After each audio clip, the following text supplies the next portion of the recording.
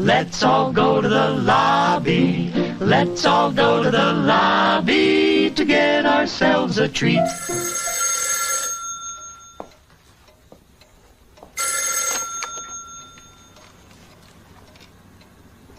Hello? They're coming to get you, Barbara.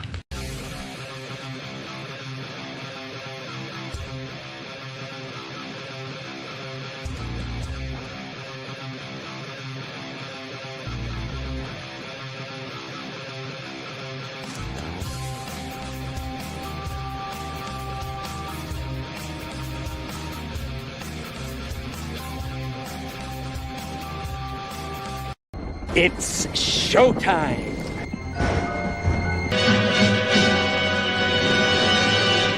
Groovy.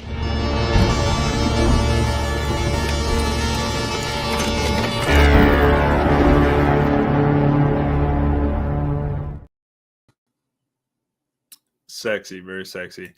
Yo, what is up, everybody? I know we're like a half hour late. I know I had it scheduled for 7. I'm sorry. Tonight we're doing the verses, obviously. And so the website that I was trying to use, I could not share screen, a split screen. So it took a little bit longer than expected. I probably should have messed with it a little bit sooner than I did. But no, we got it all figured out. And so yeah, we got about 20 some matchups that are really good and intriguing. So should be fun. Okay, so I got my two boys on here tonight, the usuals, Mr. Cody and Mr. Helvington. Hey. What's going on, guys? What is up, motherfucker? No, I'm just going. What's going on, guys? No, not much. What I was gonna say was remember your lines. yeah, right. I was like, damn, it's been like a month since I've done this. So no, I'm trying to think. I haven't been on a live stream in fucking over a month, so I'm so glad to be back on Child of the Corn doing this versus I'm intrigued on the picks you got tonight.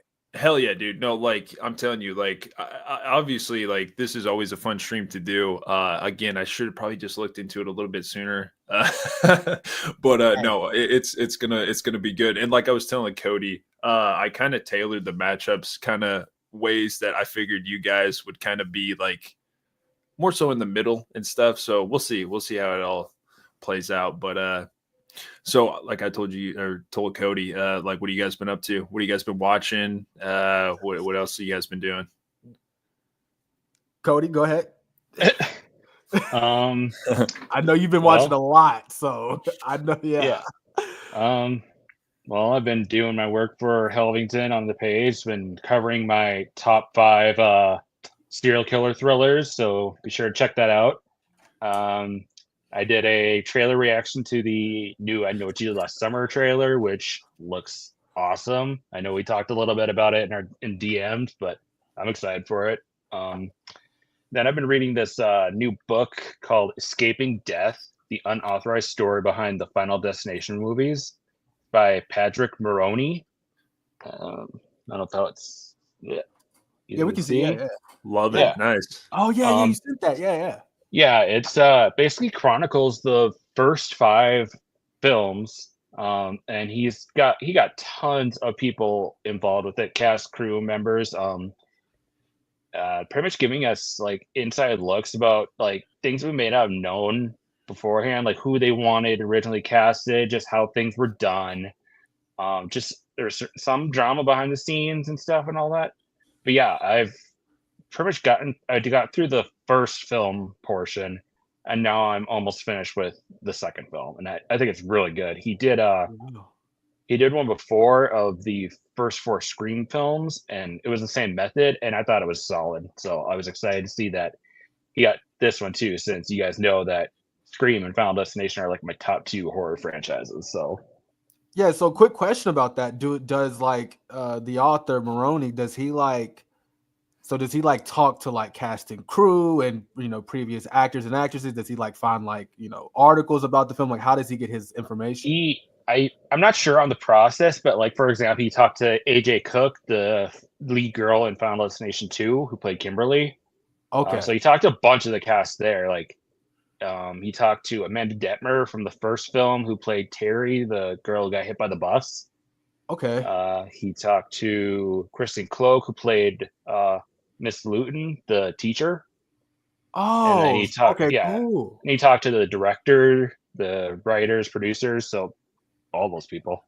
Yeah, so he does his due diligence. That's what I was getting at. I wanted to see Yes. like if he's like just using like the internet, using AI, or but he's actually on the ground going to these actors and actresses and getting their firsthand take on subjects. Yes, and he'll reference if he says like, for example, he referenced a quote Tony Todd made in a different interview, so he'll refer to if it's like not him speaking directly to the person. Okay, cool. Yeah, I gotta check that out. That sounds fucking dope, especially like the Scream films and the Final Destination films. That's amazing. I like that. Yeah.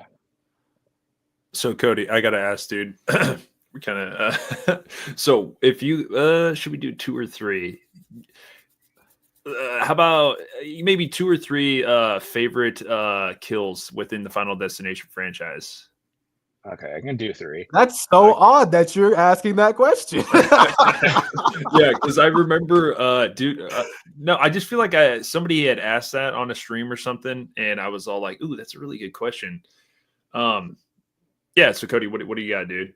So 3 of the big ones that come to mind are Tim's death in Final Destination 2, the kid who gets crushed by the glass.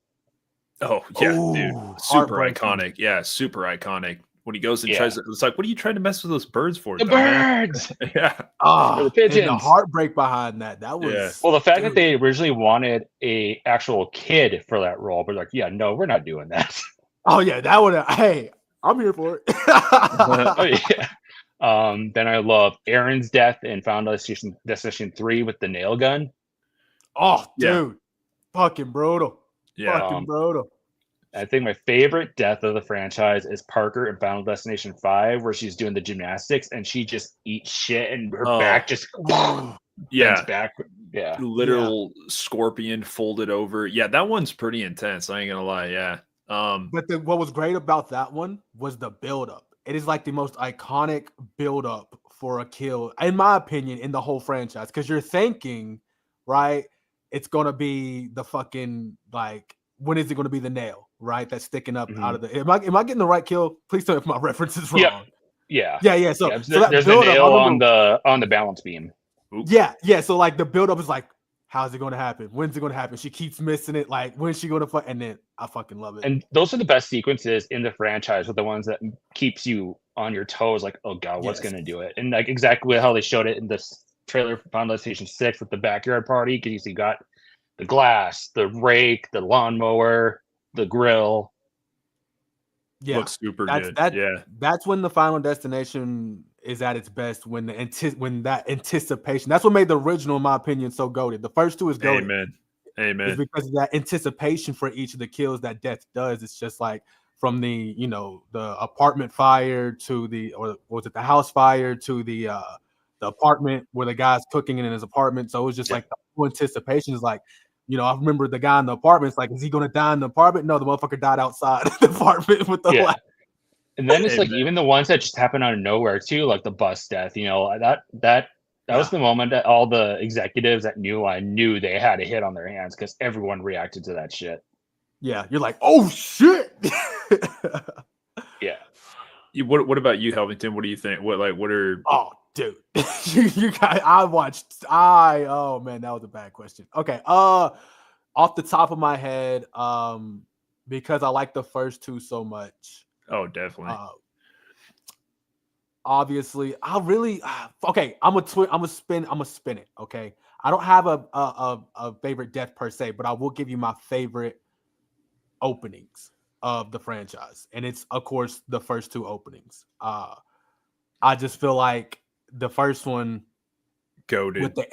with the airplane, it's oh yeah, it's a fear of mine, literally. Like I have a fear of airplanes because of Final Destination. And another one, Cody just reported on this a couple weeks ago for the Hell Zone, the second opening with the log trucks, like forever iconic. So and shout out Jazzy. She's in there watching on the TV right now, so she's not able to comment because she's cooking dinner. But she was talking about Final Destination last week. This might be the single franchise that doesn't have a bad movie in it. Period. Like it doesn't have a bad movie. I mean, Okay, four Cody, was what you pretty got?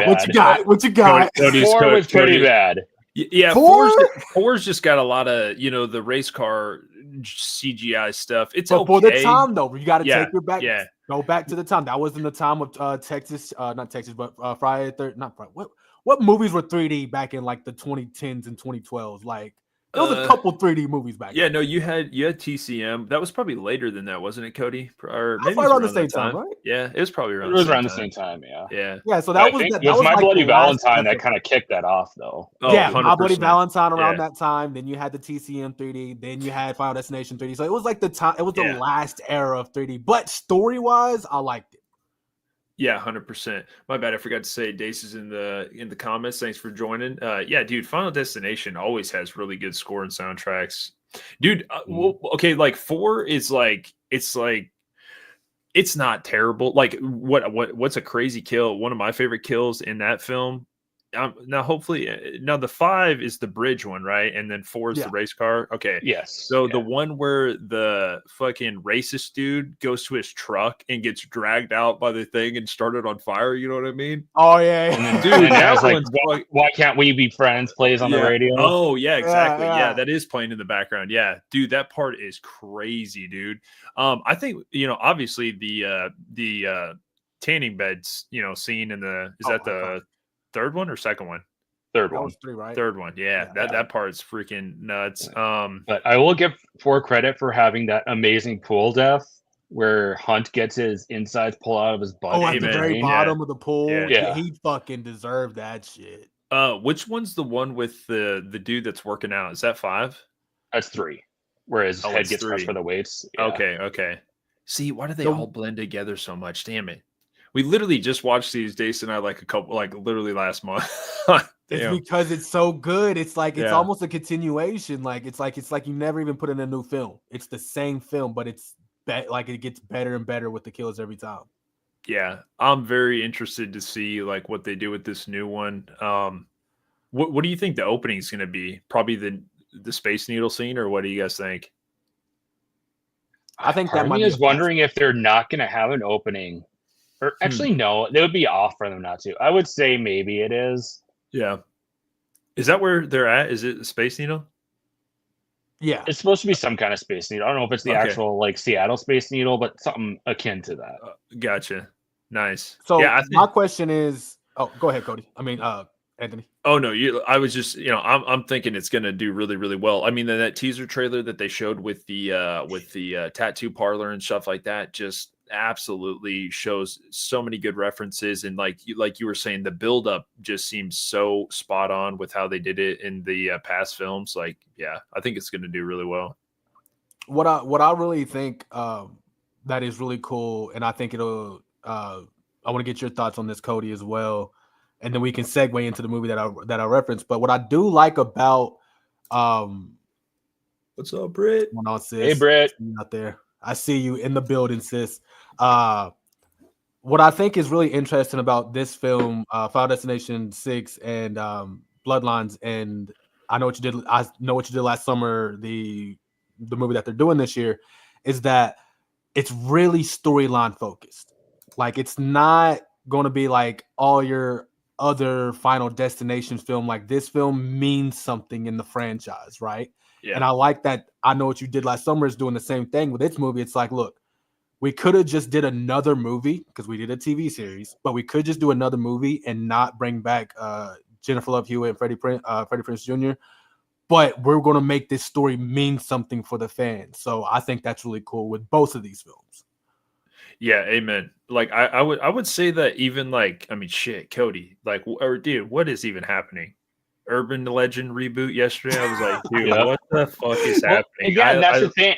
I don't. They're definitely doing this because the new I Know You Live Somewhere is getting so much buzz and attraction because they announced this like back in 2020, 2021 or No, something I like remember, that. yeah. yeah, they did. Yeah, Yeah. and it was the exact same concept too, that they were going to do it for the digital age. And I had heard that Loretta Devine was going to come back, and Rebecca Gayheart might come back. Man, dude, Loretta coming back, that would be Yeah. epic. They should definitely And so now do they're that. acting like this is new news. And it's like, no, we remember.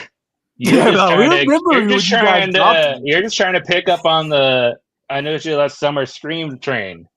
I'm Yeah, telling you and right now, I have an idea for a reboot, though. I'm telling you. let me hear. Let me hear your urban, because I haven't heard one. Give me your urban legend like reboot. Oh, dude, this is gonna take a long time. But this, okay, dude. I almost kind of don't want to say, because if I was any good at anything, I could do a screenplay and actually, like, dude, I'm telling you right now, it could Copyright of Child of the Corn. No, like, so in the first one, you know, they talk about the oh man, now I'm gonna be terrible with the Cody, what's the building? What's the building? Stanley Hall Massacre, right? Yes. So you started out with the Stanley Hall Massacre, and you have a bunch of college kids getting, you know, killed off or whatever by this crazy guy, right? Guy gets away, and they don't find him. They don't end up finding him, right? So then you have kids that were part of the Stanley Hall Massacre that end up surviving. They then become, like, let's say like the dean or something like that, and start running the school. And then that's when they try to bury the whole thing, because they don't want to ruin, you know, their cred and all this other stuff. And then you have their kids become like some of the main characters. You don't have to have like the final girl, like anything like that, be like the main character of, like, you know, the dean or anything, but just kind of maybe friends with a kid that's like, you know what I mean? Something like that. So then you have like this thing where then you could have like a UL death at the beginning or something like that. So then like, oh shit, like something's happening. Like, you know, this is kind of the anniversary of the Stanley Hall Massacre, you know, all this stuff's happening or whatever.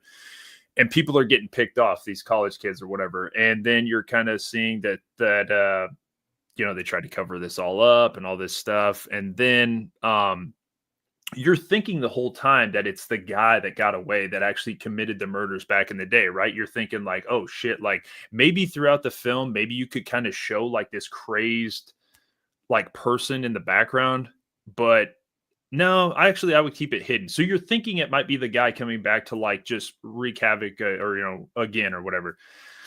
But then it turns out that you have all these good red herrings. You know, you had the janitor, you had the, you know, the teacher, you know, Robert Englund, like you had all these good, you know, red herrings and stuff like that.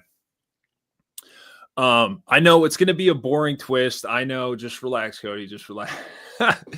But this is what I'm saying. So you do have these red herrings and all of this stuff, but in the process, then, you know, it's like, again, you're thinking it's this guy, he's returned, he's trying to wreak havoc. They're trying to cover it up. Now the guys, you know, kids are all getting, you know, picked off, but it actually turns out to be, it's almost kind of like a prom night. It turns out to be the janitor, who is like, he's like a little bit older than the kids, obviously going to the school. You know what I mean? He could be like in his 30s or something like that. But it's actually the janitor, and it was the reason he's doing this is because his sister died in the Stanley Hall Massacre, and they were trying to cover it up. And he wanted to be like, hey, you know what? I'm going to make it seem like it's the guy coming back for the return, you know, kind of like, you know, doing this, but it actually was the janitor, who was a kid who had his sister die in Stanley Hall, and now he's trying to get payback on like the university or whatever, you know what I mean? So technically, I know it's kind of boring, but I'm telling you, dude, I've seen many of slashers that have done this. There's good ways of hiding it, you know what I mean? Yeah, no. So, like, did you sure. mean like a whole different janitor or the same janitor from the original? Well, I mean, no, like because he died in the truck when he was with Natalie. Yeah, no, that's what I'm saying. Like, I'm saying, like, you know how they use the janitor as a red herring? Well, then you would almost be thinking like, oh, wait, it's definitely not the janitor, because he was the red herring in the first one. Oh, no, it actually does turn out to be the janitor. He was a young kid at the time when his older sister was going to college at you know, Pendleton, and she got killed in the massacre. And then instead of like, the university doing anything about it. They tried to like hush it all up, and now he's coming back for revenge on the university. I like it, dude. I'm telling you, I think it would work. I mean, I like the idea of it tying it back to Stanley Hall and Pendleton. And all Yeah, that. hell yeah. That's what I'm saying. But again, the whole time you're thinking, because then right before you find out that it's actually the janitor, then you would actually maybe hear a report where they're like, oh, news has caught this one guy who's been hiding out or whatever. And it actually turned out that he had memoirs saying that he was the Stanley Hall Massacre killer. And it turns out that he, died or something like that. And they're like, oh, so it's not that guy. You know what I mean? Like you would have like a thing where it's all like, oh, this guy's been caught. Maybe he doesn't die. Maybe he's just like been caught or something. And then you're like, oh shit, it's not this guy. I thought it was this guy, but it's not. You know what I mean? And then it's like, that's very I know what you did last summer-esque. I see what you did. Oh, amen, dude. Oh yeah, 100%. Yeah, I mean it's definitely like a prom night, like revenge kind of killer kind of aspect thing. But that I don't know. I'm just saying I've seen way worse slashers with like way worse motives. Yeah. And I think urban legend, what they need to do is exactly what you just did with that. It needs to be story driven, right? We don't need a bunch of jump scares, and we want tension and we want story, just like we had in the original, right? 100%. And like I said, like Cody said, it all kind of, it would almost kind of be like a reboot, to be honest, because it all, starts from like Stanley Hall Massacre and like all that stuff. Like it would have the same premise and everything. Obviously the twist of the who done it would obviously be a little bit different, but it would still, yeah. How would you incorporate the digital age? I wouldn't. That's what I'm saying. I mean, I don't mind that they're doing that. I mean, you would make it a little more modern or something like that. Like maybe the Stanley Hall Massacre happened in the 80s or something, you know what I mean? Or like the 90s. Yeah, maybe okay. You twist it into the 90s and then you bring it. Nah, see, I wouldn't. I don't know. What do you think? I mean, you could hearken it to like creepypasta, to where all this like urban legend type shit is on like a website and all that. And Stanley Hall would be on there. The actual like events from the original film, then the events from Urban Legends 2. Yeah, like they'll all be on this website. Ooh, I like that. And then that's where the old school meets the new school. Yeah, that's true. You could modernize it. Yeah, like that's true. Yeah, actually, I do like that, because I really wonder what approach they're going to go with this new one. All I'm saying is like, so it's a reboot. So that means like, yeah, so they're gonna reboot it. So I wonder, and that's the sucky part, right? As a fan, right? Like, I mean, they use the term reboots like for like stuff that's more like legacy sequels too. Like that's true. Yeah, Candyman 2021 or something. Yeah, and I think even the new I know is considered a reboot. So I'm sure they'll tie in the first and second film somehow into this story. That's what I hate about The Craft. They was like, no, this is a straight reboot, remake, like, and then at the end, you get that I love that, Brit.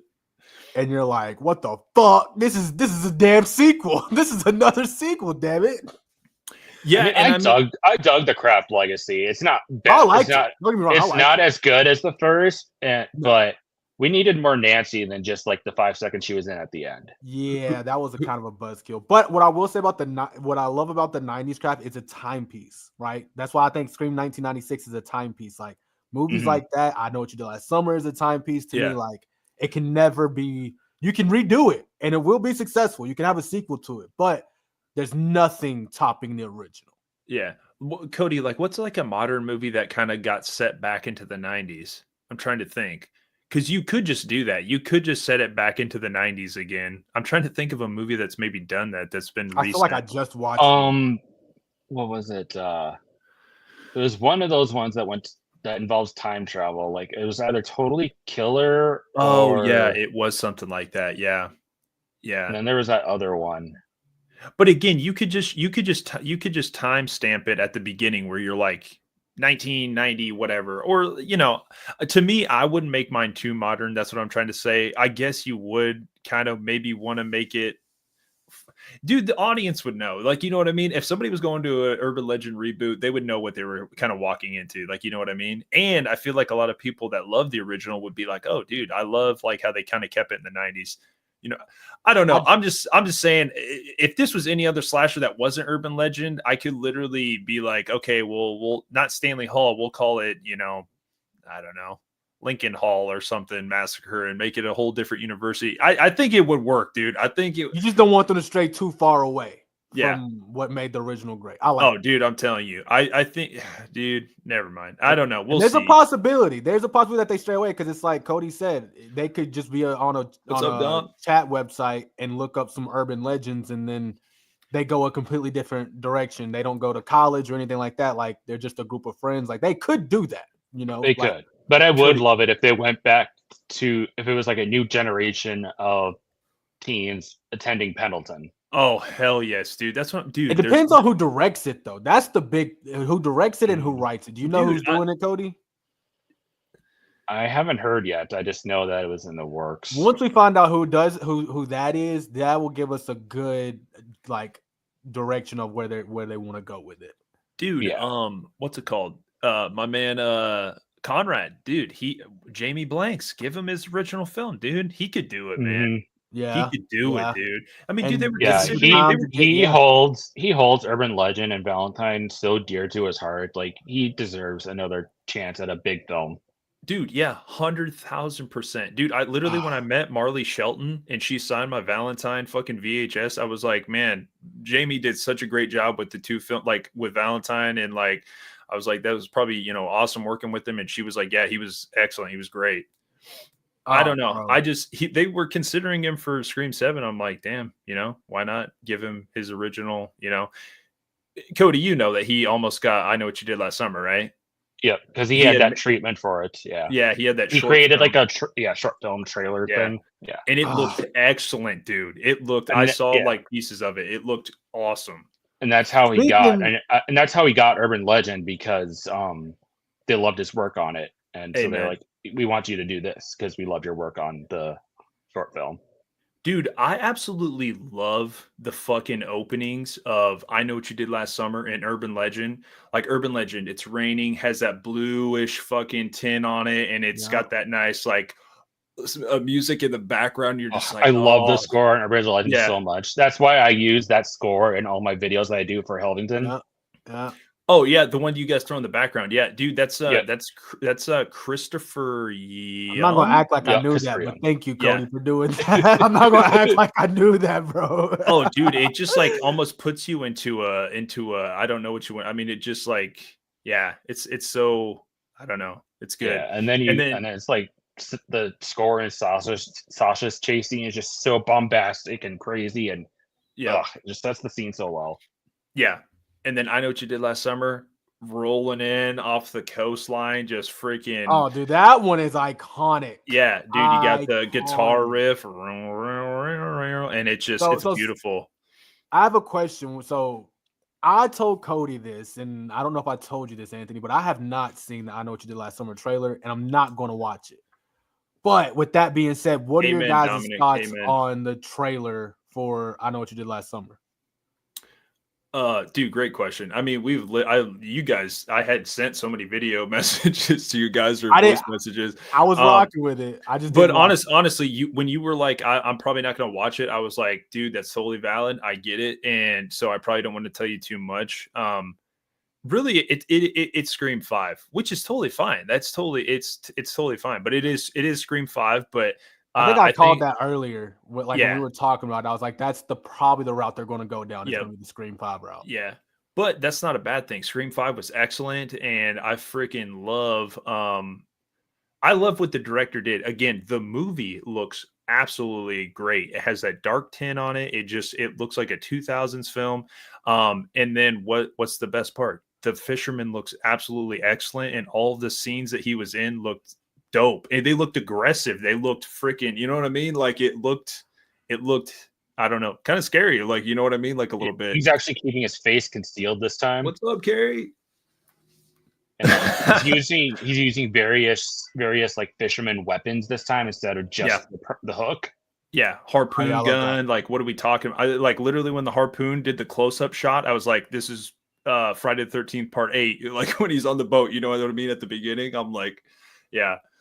I think it looks, again, Cody and I talked about this, and I'm not trying to rag on anybody, you know.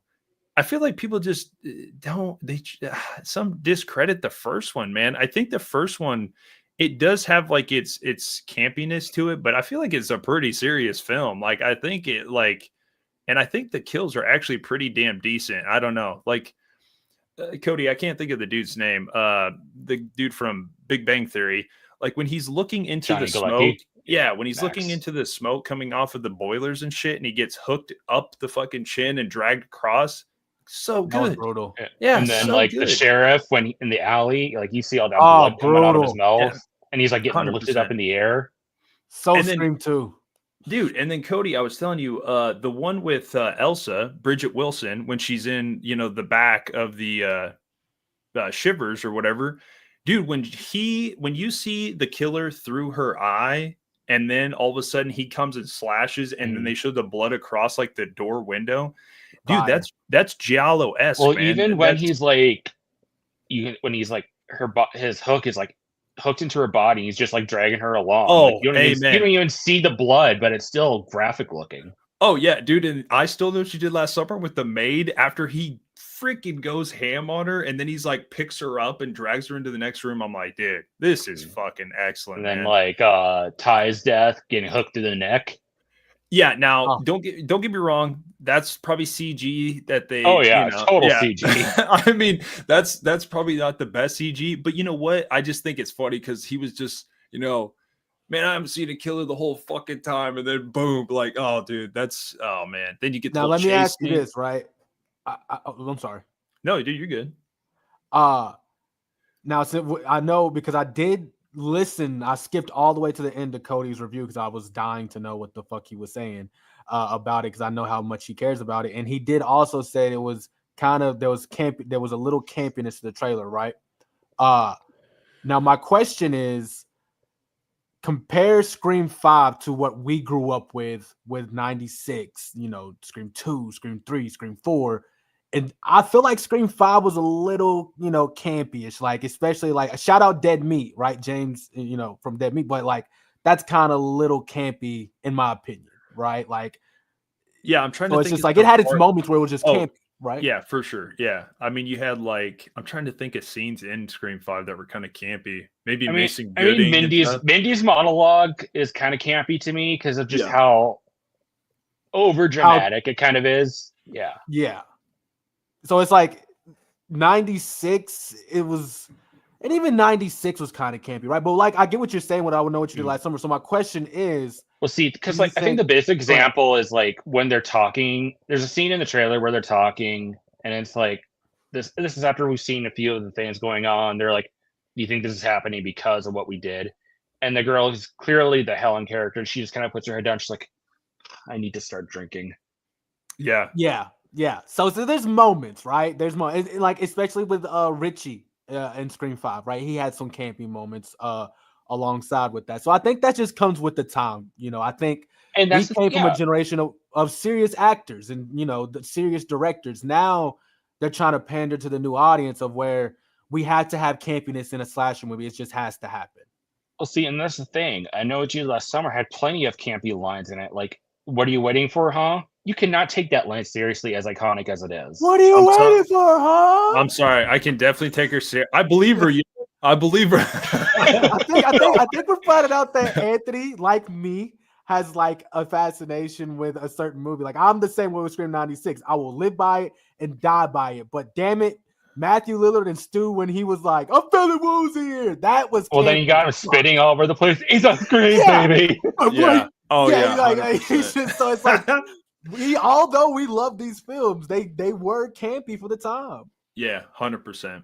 I still think it's gonna be good though. And there's nothing with some campy flavor. I have no problem with it. Like Thanksgiving was way campy, had a lot of comedy, but guess what? It was also brutal and fucking practical at the same time, which I think they're gonna do. That's what I Know What You Did's gonna be. Yeah. I got to go off what Carrie said here. The scene where they're telling this story around the campfire at the beginning, somewhat the beginning of the film or whatever, super iconic. I mean, just think of how they filmed that scene. They got the waves in the background and they're all kind of telling their story of, I think it was based off, I had to look it up, Cropsey, the guy's name or whatever. The Burning, isn't it off the same guy? Yep, The Burning is based on yeah. true urban legend, yeah. So yeah, like just like each of their like their versions of the story, which I like Jennifer Love Hewitt's is the best or whatever. He No, was yeah, gutted with the yeah. hook. Ray's all like, no, it's actually based on a true story for real. See, but then it's cool because when you watch Urban Legend and you see like Joshua Jackson's death, Damon, and it's like, okay, well, Barry was the closest to the how it plays out in Urban Legend because he's like hearing the scratching sound on the roof of the car. Yeah, Yeah. yeah, true. And dude, I don't know. Like, I do wreck on Scream a little bit when I'm like, there's no way Amber's killing Dewey, double knife, picking him up. Like, it's just not happening. But then you got Brenda, Rebecca Gayheart, like literally freaking muscling Joshua Jackson up into a noose into the tree. Like, I don't know. Like, there's some, when all the bodies are at the house at the end or whatever, even though I love that scene when, Alicia Witt like runs up to the phone and she's like, I need help. And then she's like, sees the lit up room in the fucking old Stanley Hall. I'm like, dude, it just looks so good, man. And I see, that's the thing. It's movie. like, I don't think too deep into it as far as like, believability of people like Jill or Amen. Amber being able Yeah. to kill it. Because it's like, you can't have their heights as in their like ghost face costumes or whatever costumes, because then you'll know damn well it's a female killer or one of the girls. Right. So it's like, yes, you realistically, someone with Amber's build could not do that to Dewey. Amen. Or like Jill wouldn't be able to lift Sydney up into a freaking cabinet. But Yeah, who knows? She was pissed off as all hell. You know. Oh, dude, Right. as much as I don't know. I actually thought the Jill reveal actually wasn't that bad. And then when she's fucking it's the best beating reveal in my opinion. Oh, that's crazy, dude. Best reveal. What? That's some opinion stuff right there. Damn, that's dope, dude. Yeah, just when she goes crazy at the end and she's beating the shit out of herself, I'm like, okay, they actually chose this right. Like, this is fucking crazy, dude. Yeah. Yeah, I remember I was so skeptical though. I'm like, ugh, the girl from Aquamarine. And now, okay, Helvington, what do you But think? then it's like, then the final act, I'm like, oh, I'm putting my foot in my mouth right now. Yeah, because it's so unexpected. You don't like throughout the movie, she's just kind of like your girl next door, kind of, and then she's like fucking throwing herself. Crazy. Helvington, what's your favorite reveal? Scream. Favorite reveal? Oh, Roman, all day. That Scream 3. Y'all seen that coming a mile away. That dialogue between Sydney and Roman and Scream 3 was just I mean, I haven't seen a better back and forth in cinema, in my opinion. And a lot of people can say, and I've heard this, trust me, I die on this. So I've heard it all. But a lot of people say it was kind of whiny the way Roman was acting and all that. But going off of pure emotion, and I'm basing this solely on Nev Campbell's Sidney Prescott's performance. Oh my God. Why don't you grow up and take some fucking responsibility? Like, come on. Mm-hmm. Come See, on. I believe his motive and his pissed. behavior. Like he went through some shit. So I believe that he would have that mental mindset. Oh yeah. Yeah. I mean, believe him, yo. Yeah, I believe them. And again, people just like Jill, again, I will say, and Cody, I think you agree on this, Scream has the most toxic fan base in all of horror. You can have it's either Scream or Halloween. I would actually say probably Halloween, just because I feel like the movies are a little more, what do you want to say, divisive, or like it's I mean, like, they rebooted they did the David Gordon Green trilogy just to appease the fans who hate the brother and sister storyline. That's kind of giving into toxic behavior in my opinion, but that's 2025. We give in a lot. But no, dude. So I'm gonna go off what Carrie says right here, dude. Helvington, I'm not gonna lie, I agree, dude. I think Roman is my favorite reveal, dude. Straight up in Scream 3, only for the fact that like, what do they do like 5 minutes before the reveal? You think he's dead, but he's using practicality and like makeup to seem like he's dead. But then because people got to get over that part too. Like Gail felt his pulse. I'm like, well, not everyone can properly feel a pulse. Exactly. Yeah. Thank you. Thank you. If someone told me go check that man's pulse, I'd be like, I don't know how. Yeah. 100%. I'm like, dude, like that would you could I don't know. It would be hard to fucking be like, I don't know if he's alive or not. I'm like, my heart's Yeah, beating I can fast feel. right I now. can find my pulse in my neck, not so much Yeah. in my wrist. I have a tough time finding it. Yeah, And he 100%. was in, wasn't he like in a freaking like a Coffin. what's it Yeah. called? Yeah, Yeah, and like, like come on, Wes guys. even said he could have been holding like you can like stop your pulse if you're like squeezing really hard onto something. Like I think he's probably holding onto like a stress ball or whatever. Yeah. Yeah, no. Before, oh, I'm sorry. Again, Go ahead. no, I think Scream 3, I think Roman's a great Ghostface, man. Like the whole, like, again, I know people don't like the voice changer. I think it was so of its time. I love it, dude. Ahead of his time, bro. Yeah. Come on now. Like I think- people would use voice streamers use voice changing on their soundboards. Yeah, true. Like I do think that there are moments where it's like a little too unbelievable that he did it by himself, which is why I wish they still had like Angelina as the second killer. Yeah. I have no problem with it being Yeah. Roman, but there's just some questionable moments. But Yeah, we it- have 7 coming out now, so maybe it'll tie. Maybe it'll make it worth it. You know, maybe they'll somehow tie that in. Like, I don't know what the storyline's going to be, and Dude, I'm we're such not a- going to do that on this stream, guys. We got to get back on topic. Honestly, Yeah. I'm like so invested into I Know What You Last Summer and Final Yeah. Destination 6 right now that Scream 7 is just kind of out there for We'll me get right there now. when it gets there. Yeah, then we'll have Yeah. this out. But real quick, before we move on to the segment that we're doing, Dom had a great question in the chat. It's around 8:08 p.m. He said there was something that I always questioning is when Julie finds her friend's body. And Oh, Trump- dude, Yeah. amen, dude. I think everybody thought that in the film. Like literally, Mike from We Watched the Movie was talking about that the other day, where he was like, "So you're telling me there's a body with all these fucking crabs in the back, and then you go back and it doesn't even look like there's like even you can even smell the stank from the from the like it was so Yeah. clean." But again, like that's like little things in films that you're just like, okay, that might be a little over the top, but it still makes them fun. You know what I mean? Like, yeah. yeah. I mean, and then we were talking about it too, how it's like, I don't know. I heard it on a little mini episode of a podcast I was listening to. That were going over the horror fans were going over the trailer too, and they were hearing too that people are somehow forgetting that we full on saw Helen's body fall out onto the ice in the original film. It's like, I forgot. I did. dude, I did. I can't believe that.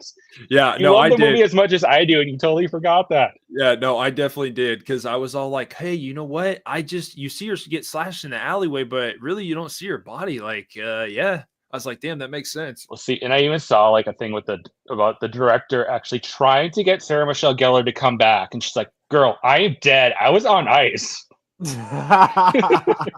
That's hilarious. Yeah. Not saying that there won't be flash, dude. All I have to say, Helvington, there's a lot of good homages to like the first, possibly second film. Also, I think like at least the first for sure. Yeah. And give me some 3 references, man. Like, if 3. 3, dude. I'll tell Hey, you what. 3. I'll tell you what 3 should have done. 3 should have been like, you know what? What we're gonna do is we're gonna hand you this title to this film, and we're gonna allow you to use it, and we're just gonna dump this other one in the fucking trash fire. Oh, we're still on Know What You Still Dead. Oh, okay. I was Oh, talking yeah. about Scream 3. So, no. Oh, okay, my That bad, one was my a bad. piece Yeah. of garbage. Yeah. Yeah, it literally had the kid from fucking Final Destination 2, the Spaghetti Works dude or whatever. But dude, Fucking piece of shit. dude, okay, actually, Cody, my bad. Up until the reveal, that movie's not bad. You're kind of like thinking, See, like, I ooh. love the reveal though, because it works so perfectly, and it brings it back to them talking about urban legends, and now Ben Willis has become an urban legend himself, coming up and killing people on the 4th of July for having secrets. Maybe I need to watch it again. Honestly, It's a poorly freaking made movie. It is ass to watch. Yeah, the Just acting is version. bad, yeah, but I love the idea of what they wanted to do with Ben Willis, and like have it actually tie into the original films, because you have the main girl and her love interest finding a scrapbook and seeing talking about what happened in Southport and then in the Bahamas. yeah. Still Quick kind of. question Okay. So Brandy's not quite out of it, but we just didn't see her, right? But I feel like hopefully she got in. I don't know. Oh, I think she did, because the director was asking about it, and she's like, "You'll have to wait and see." Which Nice. that's a yes to me. That's a yes. Oh, okay. Yeah. Nice. And, Yeah, and- I'm sure and- it's just a cameo, but at least it's something. and that Okay, she's one being more quick acknowledged. thing. Cody, do you hope that they just keep the trailer and not release anything else? I think it's good. Yes. I don't think they should release another one, Well, dude. I mean, I think they'll release a more condensed trailer because they did that with Until Dawn. They released the full trailer and then they did like a more shorter, condensed one. So I think that's at most what they'll do. Okay, but I don't know that they'll show more than it. Cody, did you go see Until Dawn yet? No, we're seeing it tomorrow. Okay, I think we actually are too, but I'm actually kind of afraid that Until Dawn actually maybe showed too much. What do you think? They showed a lot, dude. I've heard that there's still some surprises and that the biggest thing people love about it is the kills and like the practical effects. Cool. I dig that. Quick question. So Cody, we talked earlier this week. You had sent it to me, but Sarah Michelle Gellar thanked a lot of the cast and the writing or whatever, the director who's directing I Know What You Did Last Summer, the 2025, but not the best character. But not the best character. So is there beef there, Cody? You reported a couple months ago that look, there was no beef. Well, because at the time, I didn't think anything of her comments because she had that history of getting in trouble with Sony for posting that picture, when filming began, and they're like, yeah, we didn't want you to do that just yet, kind of thing. So I thought it was just like, I'm not going to speak on anything because last time I did anything, I got in trouble. So I'm like, okay, that makes sense, And then Jennifer Love Hewitt even said, oh no, we're too old to be having beef. Cut some months later, it was, God, what was it? Oh, it was the CinemaCon article saying like what was revealed. And, they had the picture of Freddie and Jennifer there from the first film. And she said, congrats, it's the name of the director. I can't remember her name. Apologies. Yeah, they're like best friends. And then of course, my guy, Freddie Prinze Jr. And it's like, but Jennifer Love Hewitt isn't in that picture too? Yeah. So I was like, okay. But then I looked on her Instagram and I'm like, okay, they're not following each other. Like, but then I looked on both of theirs too, and neither of them are following Ryan Phillippe. So I'm like, okay, well, I'm just gonna forget about that. Not a big deal. It's not just each other. And then that one shows up. I'm like, yeah, there's no excusing that one. Yeah, there's literally everybody except Jennifer. Well, the Jonah Howard King guy, this one dude, one guy, he's like from the live action Little Mermaid playing Eric.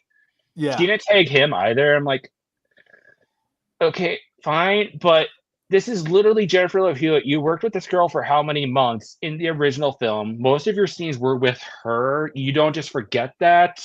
Yeah, you can't forget that. Like you and have to like, purposely. And someone said that like, her.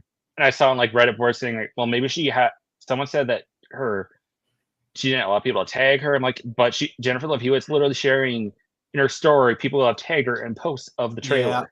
Yeah, 100%. So I'm like, no, there's beef going on. So do you know what it stems from, or?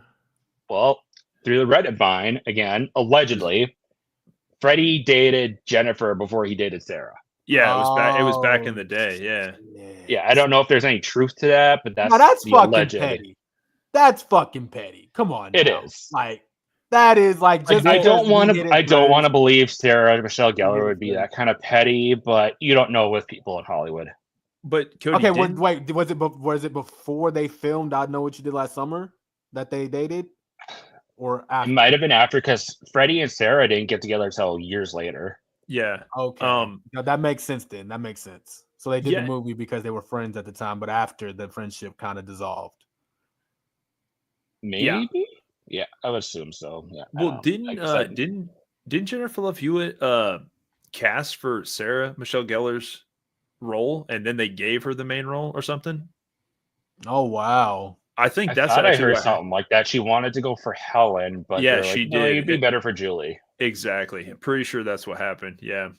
Damn. Yeah. Okay. I just had to ask that. Okay, but still excited to see the movie. Yeah, I love both of them, man. Like I thought Sarah Michelle, like literally all four of them, like even Ryan Phillippe, like people are like he's too douchey and stuff. I'm like, nah, dude. Like again, like I think they all did a good job. I know some of Ray's delivery and lines aren't the best, but he's better in the second. He's better in the second one. He really is better in the second one. I mean, but Ray was in his own separate movie. Yeah, right. Yeah, no, 100%. Going off what Dom said, yeah, I think the aesthetic of the killer looks really fucking good. Yeah, that's Dude, what Cody said earlier. Yep. it is literally the first thing I took away from watching it the first time to take in just he or she. I even told I Cody, hope it's a woman this time. I think it is. I think they're going to go the Hard Eyes route, and I said Hard Eyes was going to be a woman, even though it was two people. But You did call that. You did call that. You said just from the way she's the standing silhouette there, physicality. Yeah. And then you could see like when she puts the girl in the press or whatever at the beginning, she'll like the way she like pressed. It's very pristine. Like, yeah, exactly. No, that's exactly it. I was like, yeah, I'm pretty sure that's no. And honestly, I thought the reveal in Hard Eyes was actually pretty decent. I it was fun, and people shit on the motive. I'm like, it's kind of an original motive in my mind. Like, that's what I loved about. Yeah, it's like we're just doing this for sexual thrill. It's like I'm for it. See, that's what I also like. Shout out to the Hellraiser that came out. I believe it was 2021, 2022. I forget what year. But when you have an original concept, right, and you can nail it, right, I love that. And I think I know what you did. I know what you did last. Yeah, I know what you did last summer. They don't have an original concept, but the way that I haven't seen the trailer, right? But going from these super fans, why did I just get zoomed in all the way? What's going on? I thought there was a reason for that. I don't know what's going on.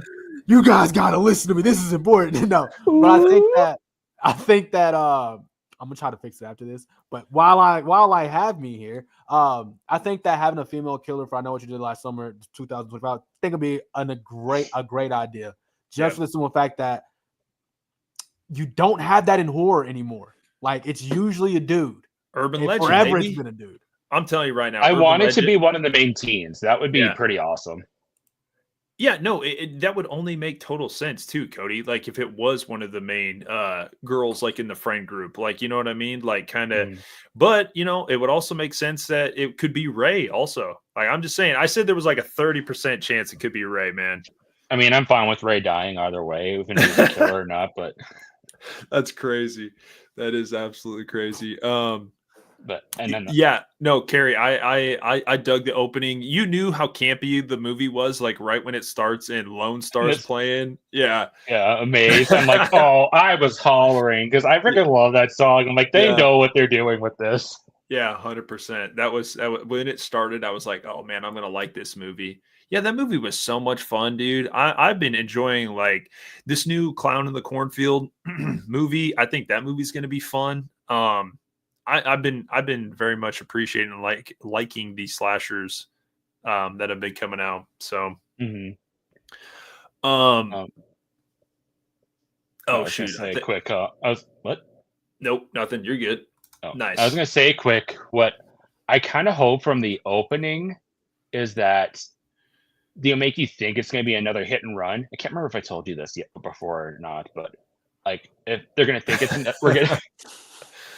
it's going to make you think it's another hit and run maybe, or kind of just play on that. Cause like we know clearly a car goes off the edge of the cliff, right? Yeah. Well, what if it's like someone plays on that? They're either going to be lying in the middle of the road for part of the prank that they play, or someone stands or runs in the road and kind of like a chicken type thing almost. And that's what causes the car to go off the cliff. Or they do the urban legend where they do the flashing of the headlights and then they make some wreck. Yeah. Ooh, that too. That'd be pretty cool. Yeah. But I even heard some people thinking that they could have been a racing situation. And maybe that's how they know who maybe it might have been. You know what I mean? Maybe. I thought I heard it was a prank, but who knows? Hopefully it's a prank. That would just be better homage, just, just plot, I guess. My bad. And my friend Steve, who does Horror Stance podcasts, he thought of an idea that maybe the accident is told in a flashback. Like it doesn't start out with the accident. It starts out with like maybe the opening scene, the harpoon is the opening, and we get revealed. I totally agree with that, Cody. Yep, 100%. Yeah, and I think that would be cool. It'd be different. Yeah, to have it be told in a flashback. Yeah. got to go off what Dom's saying here. I like this, dude. Dom's pretty much saying what we were saying. He's like, I have a theory that one of the people responsible for the accident and they're killing people involved because they want to cover up and leave no witnesses to what happened last summer. Isn't that kind of what happened in the series? I can't remember the series. The series started out great, but then it went so good, so good. And then when she throws the dude in jail that didn't do it, and I was like, that pissed me off so bad. I'm glad it didn't get picked up. I'm like, I do not want to sit with this. Yeah, it would have been it would have been crazy if he would have got out and then like was to seek revenge. That would be pretty cool. Yeah, Dom's theory kind of reminds me of like what Andy wanted to do in Sorority Row. Like he wanted to protect Cassidy by killing off all the other sisters because they're opening their mouths and shit, and anyone who knew. You're gonna ruin me. Your friends are gonna ruin me, but I love you. Yeah, dude, Sorority Row. That movie's fucking bomb, dude. I love it. It's one of my favorites. Yeah, dude, and a lot of people were saying that the kills. Mike from We Watched the Movie, he was relating the kills to it, and I'm like, dude, if there's one thing about that movie, it has really good kills, man. Mm-hmm. I mean, when are you gonna find a tire iron that's got like all these fucking different like ways to kill you? Like, that's crazy. Or like as Jessica says in the movie about the tire iron, it looks like someone pimped it out. Yeah, 100%. What's it called? And weren't they talking about doing a sequel or something to that one? That's what I heard. And so they'd be like the same crew and a lot of the same actresses coming back that survived. Cool. I'd be down with that. For which film? Sorority Row. Is that 2009? Yeah, 2009. Because I was pissed that because we had Sorority Row and then Jennifer's Body right after it, I think, and both of them flopped. I'm like, y'all suck, you know that? Yeah, I freaking love those movies. Jennifer's Body too, or Jennifer's Body. I heard the sequel. Yeah. Oh, the sequel. Trying to get. Dude, that first movie's so good, so fire. Good. I like Carrie's theory here. Yeah, what if they started out with like her sitting at where it looked like she was sitting poolside or something, and then boom, they reveal the note, and then they start the movie. That'd be pretty cool. Yeah. And then you kind of got to figure out how, like, what happened as well as, dealing with what happened. Yeah, I like that. Instead of seeing what happened, let's let what happened already happen. Her find a note, right? Yeah. And then we slowly see what happens, and then they have to deal with what happened. I like that. I like that route. Yeah. Or they should just start out with the best character, Jennifer Love Hewitt, and just kind of give her screen time, and then we'll kind of go see what happens. Imagine killing her off opening scene. Imagine it could happen. It could happen. Maybe it's a flashback scene to them. Ooh, that'd be kind of crazy. Fire. Yeah, that'd be cool. No, Carrie, I totally agree. Jennifer's Body, we watched that a few months ago, and I'm like, man, if there is a 2000s film that is just the essence of the 2000s, it is this film, man. 2000s, yeah. God, I love that movie. Yep. And what's her name? I think is actually more attractive than Megan Fox in the film. Amanda Seyfried. Oh, yeah. She's such a babe in that movie. Nice. But boys, we got to get back on track. We're an hour in. We got something to do here. Oh, no, it's all good. I'm telling you, like, I mean, I think we kind of started out. I mean, I think we can get these done. I mean, if you guys want to wrap up around like 9, you're good, bro. I'm here. We'll dive into them, but I mean, we don't have to take too long. But I do got like 22 of them. So, and I'm telling you, I think the matchups are pretty well even. And like again, I was trying to style them around.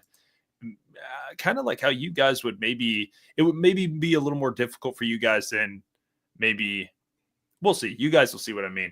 Okay, so everybody in the comments or everybody's watching. So we're gonna start the verses, and again, it was hard for me. I had difficulty when we were late because I was using this movie randomizer. Awesome, excellent internet website. Yeah. And so it does a really good job, and it looks clean and everything's good. I just couldn't find a way to screen share a split screen. Like it just for some odd reason it wasn't working. So I had to take pictures, and then I had to send it to my email, and they would only send one at a time, so it took a little bit. So all right, you guys want to dive into it? Let's do it. LFG, baby, let's go. Okay, so I guess we'll start on this side because I feel like it's a little more. Yeah, we'll start on this side. Okay, so for the first matchup, we have How's this gonna work? Ooh. Oh, that looks great. I like that. Okay, so we got the faculty against Cabin in the Woods. Is there any way that I can like share this and put us on the side here? Is it like this? There you go. Yeah, nice. There you go. Nice. All right. Cody, start us off. Yeah, nice. So just picking between the two, right? Yep, Yep. yep. So More so just I think you both know that I freaking love the faculty with every ounce of my being. It is like the alien equivalent of Scream. So much to love about it, so much nostalgia, great cast, fun little whodunit, great soundtrack. Cabin in the Woods kind of revitalized like the horror genre, even though it was like a flop in the theater. I like that it, took what all the things we know about horror movies, the choices people make, and kind of like poked fun at that, gave a reason for it all. Yep. So as much as I love the faculty, I think that because the Cabin in the Woods was such a fresh concept and it was fun as hell, I got to give it to Cabin in the Woods. Dude, that is so effing Valid. crazy. See, I felt like this was a good one. When this one started out, I was like, actually, why do I have this weird feeling that they're actually going to choose Cabin in the Woods? Like, I swear. But just to say, yeah. So, Carrie, you guys can leave your choices in the comments too if you guys want to. So you guys can. Jazzy's texting me hers. So Nice, cool. Yeah, so you guys can get involved and kind of tell us why if you guys want to, a little bit why. But and again, on the matchups. I've seen Cabin in the Woods way less, but again, I like usually in all the matchups I liked both of the movies. So Helvington, what do you got, dude? All right. So me and my wife agree on something for once. So I'll take the stage on this one and she can give me her reasoning why, because she's watching on the big screen. But I do respect everything Cody says, but I have to give the edge to the faculty. And the reason why is everything you said, but I will add in the cameos were insane, right? As far as, all the actors and actresses we got in it, some up and coming, some well-renowned actors and actresses. And I love the reference of like the invasion of the body snatchers. I am such a huge stan for like old school horror, like monster movies and an alien invasion movies. And this is literally Invasion of the Body Snatchers, just early 2000s or late 90s, right? So for me, I got to go the faculty. Nice. I'm not mad at it. See, and this is why it was dope that we had like an odd number of us. So there's no winning. I'm not trying to say there's any winning behind it, but we got Carrie in the chat to be the tiebreaker. Yeah, no, technically, so it looks kind of like she went with like kind of with what Cody said. So I don't know if she's picking. Yeah, that's valid. She's picking Cabin of the Woods. Yeah, I mean that's exactly. I mean, Cabin of the Woods starts out so well. I think for me, it gets a little crazy, and then that's what it was for me. It got a little too nuts. It starts out so good, and you're like, oh man, this movie's gonna be just an awesome, like kind of like a new style of like an old style slasher or something like that, but and then you see like this whole dimensional thing and you're like, holy shit, this is off the chain. Like this is way crazy. And then you get the whole theme of like, this has to happen so things can go, the whole thing. It's a crazy concept. Wow, right. And Dave, you talk about cameos in the faculty, but the Cabin in the Woods, Sigourney fucking Weaver. Yeah, true. That was huge. That one was huge. Like when they show her in like behind the screen. Everything in the faculty. Yeah. But dude, I will take freaking Robert Patrick in the faculty. Like, dude, like I'm telling, dude. Okay, so my choice was creepy as shit. Yeah, my choice is obviously the faculty. This movie means so much to me growing up and stuff. Like, I literally still have the freaking DVD that we had from back in the day.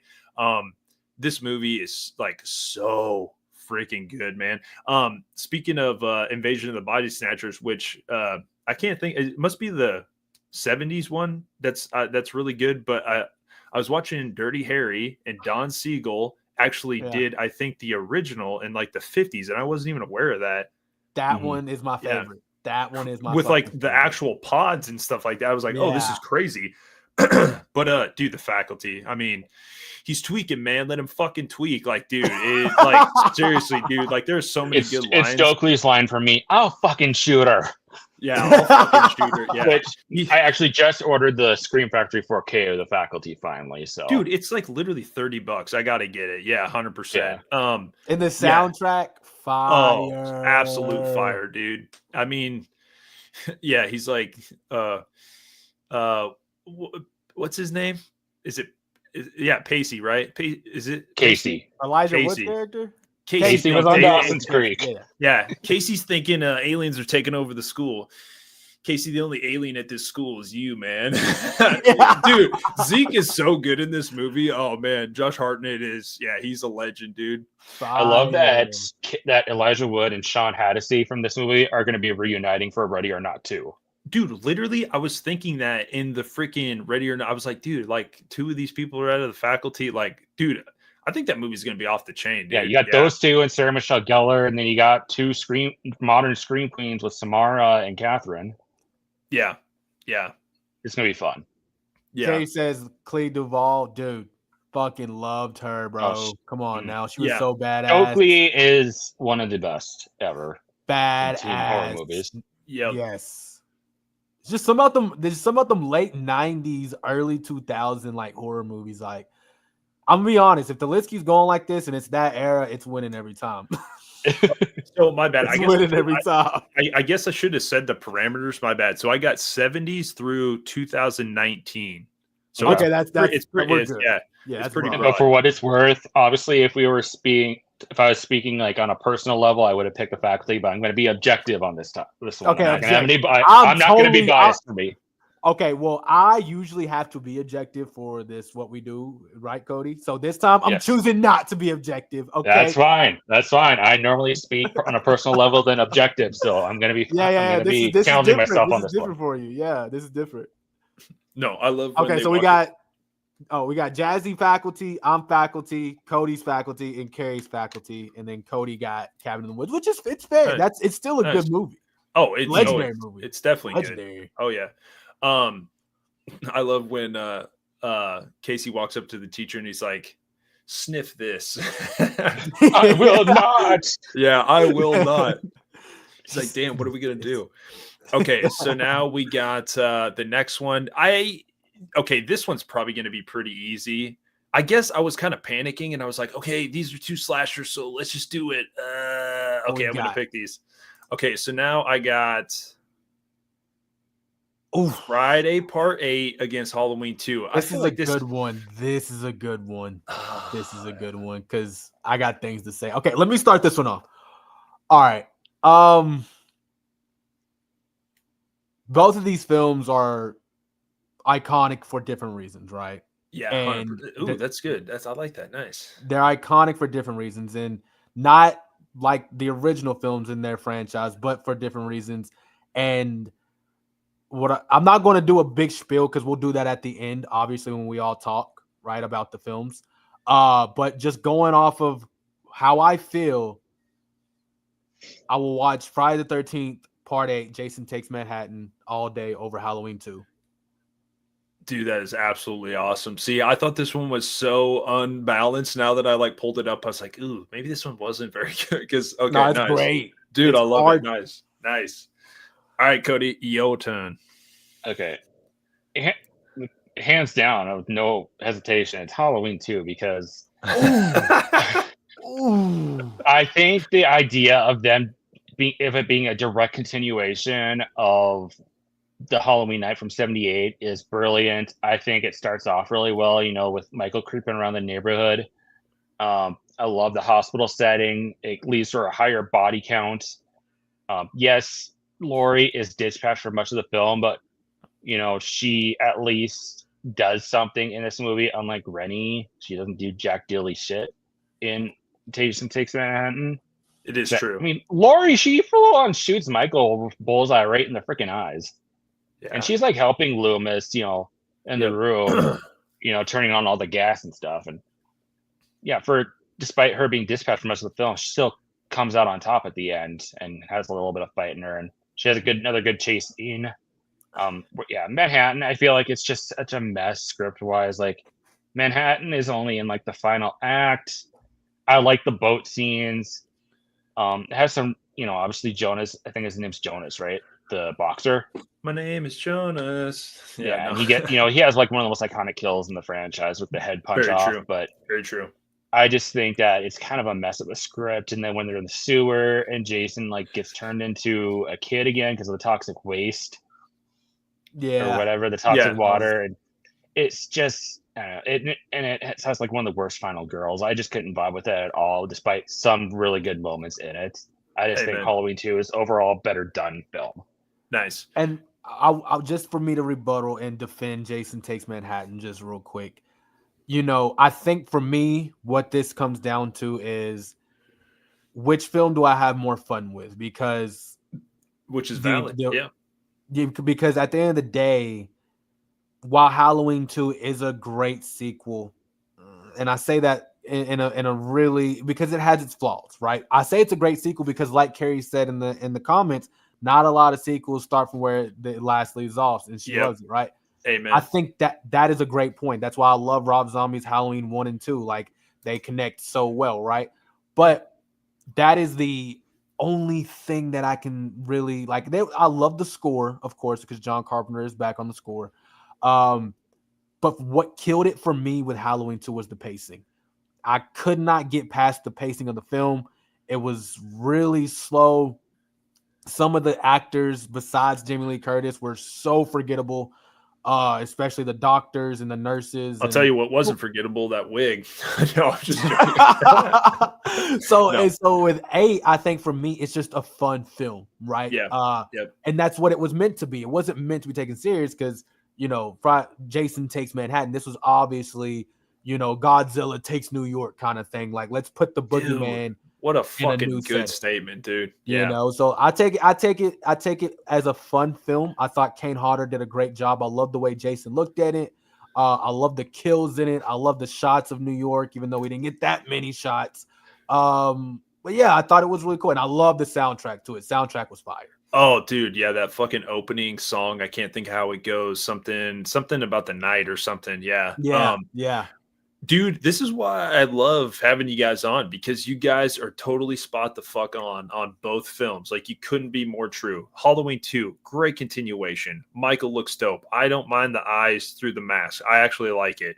I love the hospital setting, but the pacing is kind of bad. It is kind of bad at points, and he is a little bit robotic, but I kind of do like that a little bit. And then, the shooting through the eyes, and she point blank range hits both, there's parts that you can kind of pick. But Helvington, remember when you were like, dude, I'm going to have you on, like, what's a horror scene that I can bring your like logo into? And I was like, dude, when fucking Michael starts walking out of the fire, like when the fucking, dude, like, so iconic, right? Iconic. But dude, Part 8 is so much fun, dude. Like, I get it. It's Kane Hodder. That's why I love it. It's easily my favorite mask of the franchise. The mask looks just stupid good. The boat shit, I really don't mind. I actually think it's kind of fun. It's whatever. But when they get to New York, like Carrie was saying, like kicking the stereo, that's an iconic scene. Like when he looks up at like, the billboard. Yeah, the billboard and his face, and then he turns around, or he kind of like tilts his head and he turns around and you see both. It's like, man, that's such a good shot, man. I think they're both fun. But I think that Halloween 2 is so much more dear to my heart because I grew up watching it so much, because it's such a good continuation. Like, the only flaw that it really kind of does have is like at the beginning, they shoot 7 shots instead of 6. When he's all like, I shot him 6 times, but he's like literally shot him 7. No, I'm just joking. But I do like the synthy score in there a little bit at the beginning and stuff. And dude, I love how 2 was like, hey, you know what? Friday the 13th part 2 just came out. It was a little more geared up, had a little more, it was a little more gruesome, so we gotta ante up too, and we gotta make it a little bit more hardcore. And like, dude, the scalpel to the back and picking her up and the shoes, I mean, it's super iconic. And there's like has a lot of iconic shots. 2 iconic kills alone in that one, like the girl getting dunked into steaming tub with something killing off, and she's just 100%. That I will say that there are so many iconic shots just from a cinematography standpoint, and a filmography standpoint. Just I can go back and watch behind the scenes footage of Halloween 2 all day because it was shot so beautifully. Yeah. Dude, I'm telling you, Dick Warlock is like literally probably one of my favorite Michaels, to You be know, honest. a question for the panel: would you want to see Halloween 2 in black and white? I think that would be the best one in the Oh, franchise to watch in yeah, That black would and be nice. white. cool. That would be Yeah. really cool. Nice. That would be the best one the franchise to watch in black and white, in my opinion. Yeah, because I'm trying to think, what is he watching? Is it Night of the Living Dead when he like Yeah. goes into the old couple's house and she's like, Yeah. yeah. That's like the go-to movie because it was like pretty much everyone could have rights to that one, I guess. Yeah, What I've heard. nice. Yeah, Carrie said she's loved to see it in black and white. Yeah, that's cool, man. I actually like that a lot. That would Nice. be really cool. Yeah. Nice. Okay, on to the next Oh, one. I and think- Jazzy said she is picking Halloween 2 as well. So nice. Halloween 2 wins this round. Nice. Yeah, dude, I'm telling you though, Friday 13th, like literally one of my favorite guilty pleasures, like straight up. Yeah. Okay, And I this know if next, Dominic St. Clair was in the chat right now, he'd pick part 8. So I'm just saying. he honestly would pick part A straight up. Yeah. Dude, this next one's so good. So good. All right, next one we got Halloween 2007 or Jeepers Creepers original. Oh, this is so fucking hard. Nice. I know what I'm going to pick, but damn it, it's hard. 100%. Go ahead, Cody. You got us this time. Yeah, I'm interested to see what Cody says. Okay, so Jeepers Creepers, I think peaks at the opening sequence. After everything else after that, I think kind of just I still like it, but the momentum and the thrills aren't as top tier as like the first like 20 minutes, half hour, or whatever it is. Whereas Halloween 2007, I think I have my issues with it, like with like the whole like kind of trashiness of the Myers family. I still think it would have been better suited for like just an average neighborhood. But that's not Rob Zombie's style, so I guess that's what it is. I like that it gave just a little bit of background to Michael. I don't always need background on killers. I love like the revamping of like Laurie's story and how they made it more modern with these girls and their behaviors, especially how different Laurie is in this film compared to Jamie's Laurie. I thought Scout does an amazing job. Her scream, oof, one of my faves. Cody loves some Scout Taylor content. Yes. We're going to act like Cody's the only one. We're going to act like Cody's the only one. Yo, Dave, you hear this? Yeah, I mean, I wish maybe Linda had a little bit more development this time, as she gets killed off way too early. But I love that Malcolm McDowell does a great job as Loomis here. Sharon Moon Zombie, she breaks my heart in her death scene so bad. Brad Dourif, oh man, yeah. I love the whole chase scene. When Britt and I did our favorite chase scenes, that made one of my mentions of being one of my favorite chase scenes. I love like the whole almost final act was a chase scene. Yeah. I think I don't think it's one of my favorite remakes, but I think between these two, the one that I feel like I'm invested in the whole time is Halloween 2007. Nice. Okay, we'll keep it short, Helvington, because we all know. Yeah. No, I'm just joking. No, all valid points, right? Yeah. And this is way harder. Like if I'm telling you, like this might be the hardest one I picked tonight, because I have been on the bench, and Jazzy doesn't understand why, because she loves Michael so much. But everything you said, Cody, for Halloween was valid, right? I'll even take it a step further and say I did like that Rob Zombie kind of made Michael somewhat, if you want to say trashy, not quoting you in a bad way, but just how the community looks at it.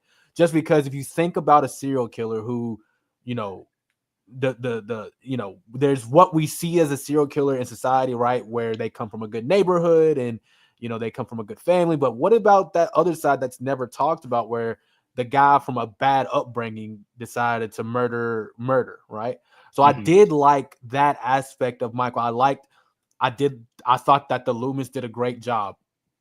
I really fucking love Rob Zombie's original Halloween. And that's why it's so hard for me to pick Jeepers Creepers, because you guys know how I feel about, Jeepers Creepers. Like, damn, this is a hard one, because like I'm going through it like, oh my God, like Annie's chase scene and, Laurie, she is my Laurie, in my opinion, although I do love Jamie Lee Curtis. Amen. And she's a great, Jamie Lee Curtis is the foundation and blueprint for the final girl. I just feel like there was so much more emotion inside of Scout Taylor's Lori. So And we relate to her but more because she's of our time. yeah. So it's nothing Well- against well Jamie Lee put, Curtis, Cody, but yeah. but I will agree that after the first 20 minutes of the most iconic opening scene in the horror history of Jeepers Creepers, it does start to slow down. But what I will say is Jeepers Creepers was storytelling. It was very much a lot storytelling. Like it's a monster movie, right? So, and when you watch a monster movie, like you don't want to show too much of the monster. You just want to you want to have really good characters like Gina Phillips and Justin Long, and with just good cinematography. And I thought that that's what Jeepers Creepers did so well. The cinematography was good. The the dynamic between Derry and Trish, the brother sister dynamic, you never see that in horror. Like that is a thing you never see. I thought that it was done very well. I haven't seen it done as good since. So with a slight edge, this was a really good one. I got to take Jeepers Creepers. I like it. See, I actually felt like this one was actually going to be a little bit tougher. Yeah, this is hard. But which again, both valid points. For me, it's going to be Halloween by just a hair.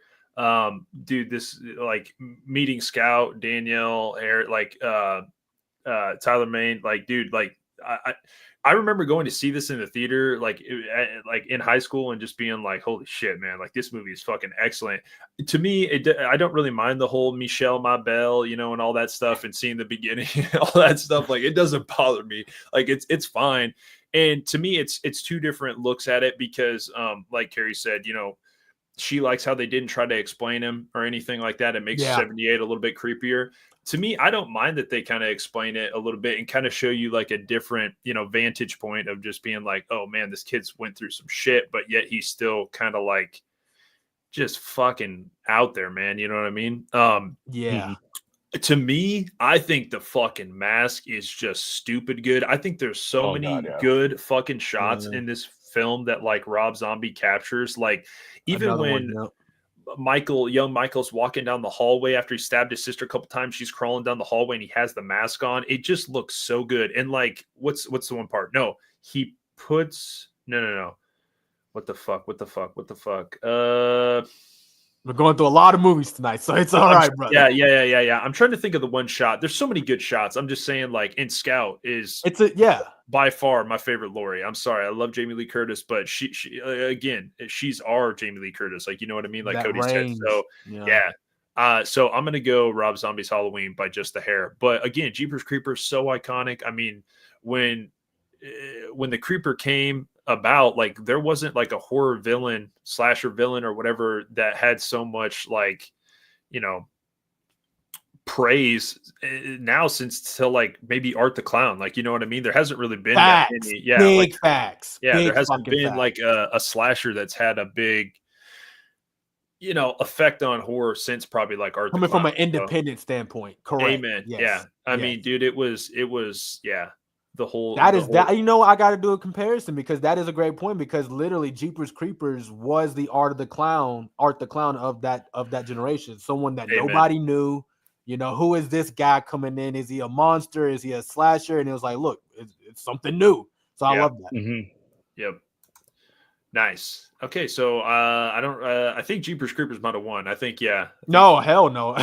It's okay though. It's all right. Halloween. No, it's 3-2. What Jazzy picked? Oh, Jazzy picked Jeepers Creepers. Yeah, so you guys won 4-2. Yeah.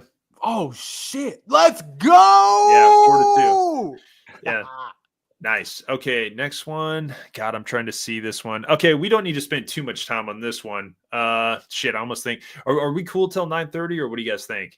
I'm fine. Okay. I feel like I maybe should skip this one, or we could go over it really quick. How about we just give our 2 cents and then? Okay, yeah. Okay, so this was a different one. 2 different things. I think we all know what we're gonna pick. Maybe that's why I kind of maybe thought maybe this one wasn't. I don't know. So close, but you guys can go. All right, Cody, you go. I know I said I was going to be objective, but I can't. I'm going with I still know. Going with I still know.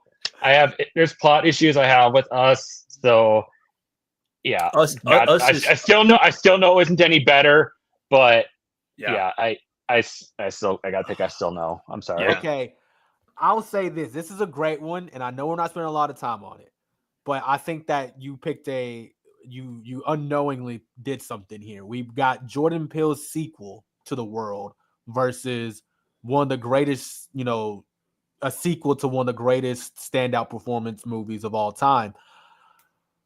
And with that being said, I got to go with I Still Know What You Did Last Summer. Just iconic. I mean, I feel like it stepped up from the original. Although people like Jazzy said it's very forgettable. I love the tropical, island setting. hell yes. That wins it for me right there, Yeah, just because of the setting and everything else. Jack Black, hey, my brother, you guys looking for some? We gotta give Lupita. We got to give Lupita her flowers because she was unbelievable playing both these parts. Oh, Yes. amen, dude. I love the idea, but there were just too many questions I had throughout this film, and I feel like there's parts that kind of drag for me to where it doesn't make it the most rewatchable movie. Oh, dude, Yeah. but I'll tell you what, when they were promoting this film, I got 5 on it, dude. Oh, That you already know. man, when they played that, I was like, dude, this movie's creepy as fuck, dude. And it is a creepy ass movie, and I love the plot. Again, to me, this is my second favorite Jordan Peele. It goes right in order. Get Out, Us, Nope. I think they're all great fucking films. Yeah. But again, I love how Jordan Peele is a student of the game when it comes to horror. He went with the red overalls, I guess you would say, not overalls, but like jumpsuit, because he was like, I love Nightmare on Elm Street, but I also love Michael Myers. So I'm doing like a cross between both of them. I love that. Love that. Love that. So again, but nostalgia. I mean, how many movies? I'm not trying to sound like a creep or anything, but how many movies are you going to get Jennifer Love Hewitt running around in a white shirt when it's raining? Like, what are we talking about? Like, this is what we doing? We're all gonna die on this island. He's gonna kill us one by one. Who's gonna Ben kill us? Willis. Ben Willis. Oh shit! That shit, Julie. Ben Willis is dead. You killed him. Oh God, You killed him. I'm going on a whole thing. Dude, that shit is so good, dude. And like, I love how like that. He's like, he falls in the water. And he's like, hey, man, can you help me up? And he fucking slashes him. And then fucking Jack Black like looks back and he's like, yeah. And then all of a sudden he starts walking. But then they show the fisherman walking out on the deck. Such a good shot. I love that shot. Yeah, I love that shot. Dude. It's all good. And believe me, it is all good. It is all good. Dude, that shit is so he had no funny. idea what was fucking coming, bro. Yeah, dude. And then we got Jennifer Love Hewitt in the freaking sun tanning bed. I mean, dude, there are great scenes. And she redeems. Brandy was fucking killer. Like, come Yes. on now. A good little chase scene there. Like, you know, and again, we mentioned that in Brit and I's video where it goes from the three of the girls being chased to Carla's chase. It was just one big chase there. And, you know, I love that Julie. I love that Julie is a better and stronger character here despite her 100%. trauma. Just fucking die, girl. Yes. Dude, 100%. Yeah, he's like, and even Ray, man, I'm sorry, dude. He's just like, let her go. Like, but no, like, Let I'm her just go saying, like, now. he's all like, you ain't gonna do nothing with that. Even Muse Watson, man. Muse Watson's better in this one. I love it, man. He's like, what does he say? I can never remember the radio station. Welcome to 99.5. When he does that and reveals himself, I'm like, dude, that's a good reveal, It's man. not I'm my sorry. blood, Julie. Yeah. great reveal, dude. Yeah. Oh, Yes, dude. Carrie, hell yeah. my grave stays empty. That's better than what are you waiting for, in my opinion. Yeah, I do. Yeah, that. 100%. I will say Jazzy picked Us just because she says, and I don't know, Cody, you got to talk to her. She just feels like this movie is the most forgettable movie ever. She totally forgot. I love it. It's a personal fave of mine, but she just can't get down with it. So With literally Us? no. I still know. Know. Yeah. Okay. I mean, it's fair. talk People to me. have their beef with it, and I can see it. It's just I don't really care about the issues that people get have it. with this. Yeah, I don't get it. I'm like, it's a fucking slash movie on an island. What more do you want? Like, And really, now. we don't have a lot of those, to be completely honest. No. Yeah, we really And I don't. love islands and I love slashers, and that's why I'm Yeah. like, Jazzy. I'm like, why don't you you love islands and slashers? Like, what? She's like, I just don't. I'm like, okay. And another part, dude, literally, I Still Know What You Did Last Summer has like my favorite kill. Like literally when he's like, hey man, we'll call the cops and we'll drive up the road. He's like, oh, maybe they're dead. He's like, maybe not. And then he goes out and it's the mannequin. He's like, Dave. And then he gets, oh shit, I'm about freaking through my, he gets hooked from the fucking door. Yeah, he got it worse than Max. Yeah, dude, that part is freaking epic, dude. Yeah. I love the one that thing scene. I will give, I still know over I know is that I feel like I still know is so much better paced. Like it just breezes right along. Whereas there are some sluggish moments in I still know, like Yeah, you know when like the times when Julie and Helen or just Julie go to visit Missy, I kind of zone out on those parts. Check out. Yeah, you kind of check out. Check out a little bit Same. on that. Like, I mean, I love Helen's lines, like Angela Lansbury wrote this plan. With Jodie Foster tried this, a skin ripping serial killer answered the door. You know, I like the lead up to that. You know, just seeing them together, but I just think it slows down way too much in those parts. And I think that was just of the time because I can how you feel with I still know with kind of the pacing. That's exactly how I feel with Scream 2, right? Yeah. I feel like there's some part like although Scream 2 has its moments of being fat, there are some moments where it's just like, what are we doing here? Like, okay, to be fair, Carrie, I did not know that. Yeah, when I was sitting there at like 8 or 9 years old, I was like, "Oh yeah, that sounds right. Yeah, nice." And it's like these are party hardy college girls, so they're probably not going to know the capital of Brazil. Yeah. Dude, another thing, I Still Know What You Did Last Summer soundtrack, bomb, dude. However, deal with you. Okay, so that's like probably not even the best song on the album, but very impressed with Jennifer Love Hewitt in that song. In the music video, she's total babe, obviously. But dude, there's a song, Cody, when they're on the boat and they're going over and he's throwing up and he's all making fun of him or whatever. But there's a song playing, and dude, that song is not. I can't remember the exact name, but it's by Swirl 360. No, not that song. That's on the airplane. That song is awesome. Oh yes. Song. I know that. Yeah. Okay, now I know what you're talking about because that song plays in the trailer too. Yeah, How Do I Deal? It's by this other chick and it's very jazzy and shit. But it's when I can't remember what it is either. Okay, what you have to do is just fucking what was that thing we used in the early 2000s? Shazam it, fucking Shazam that shit.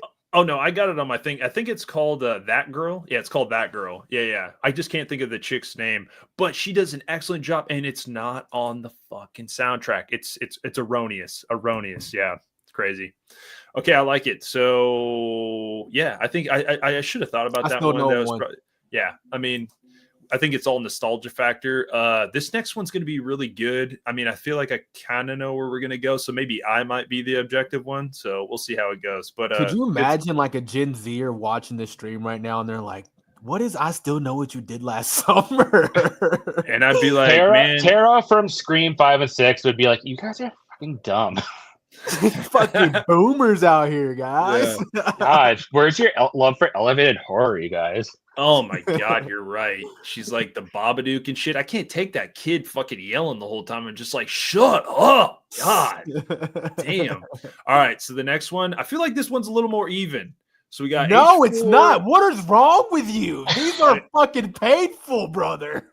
Yeah, like I feel like this one's pretty even. I feel like I feel like both of these are monster movies. So like monster this as whole in list like has been fucking hard. Yeah. So I'll let you guys start. Either one of you guys want to start first? I would actually I got this one. No, okay. I got it. Okay, so one of the greatest sequels of all time versus one of the greatest revamps of all time. Man, oh man. Well, this is fucking hard. I shouldn't have volunteered to go first, but I'm gonna go first. Okay. Halloween 4.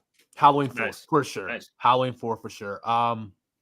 We get Danielle Harris, the introduction of Danielle Harris, one of the greatest child actors of all time. I love the look of Michael in Halloween 4. I love the setting of Halloween 4, and had one of the greatest twists at the time of the era, right? We've had a lot of twists since then, right? But having Jamie become the killer for a fucking movie that came out in, what was it, like 1984 or something like that?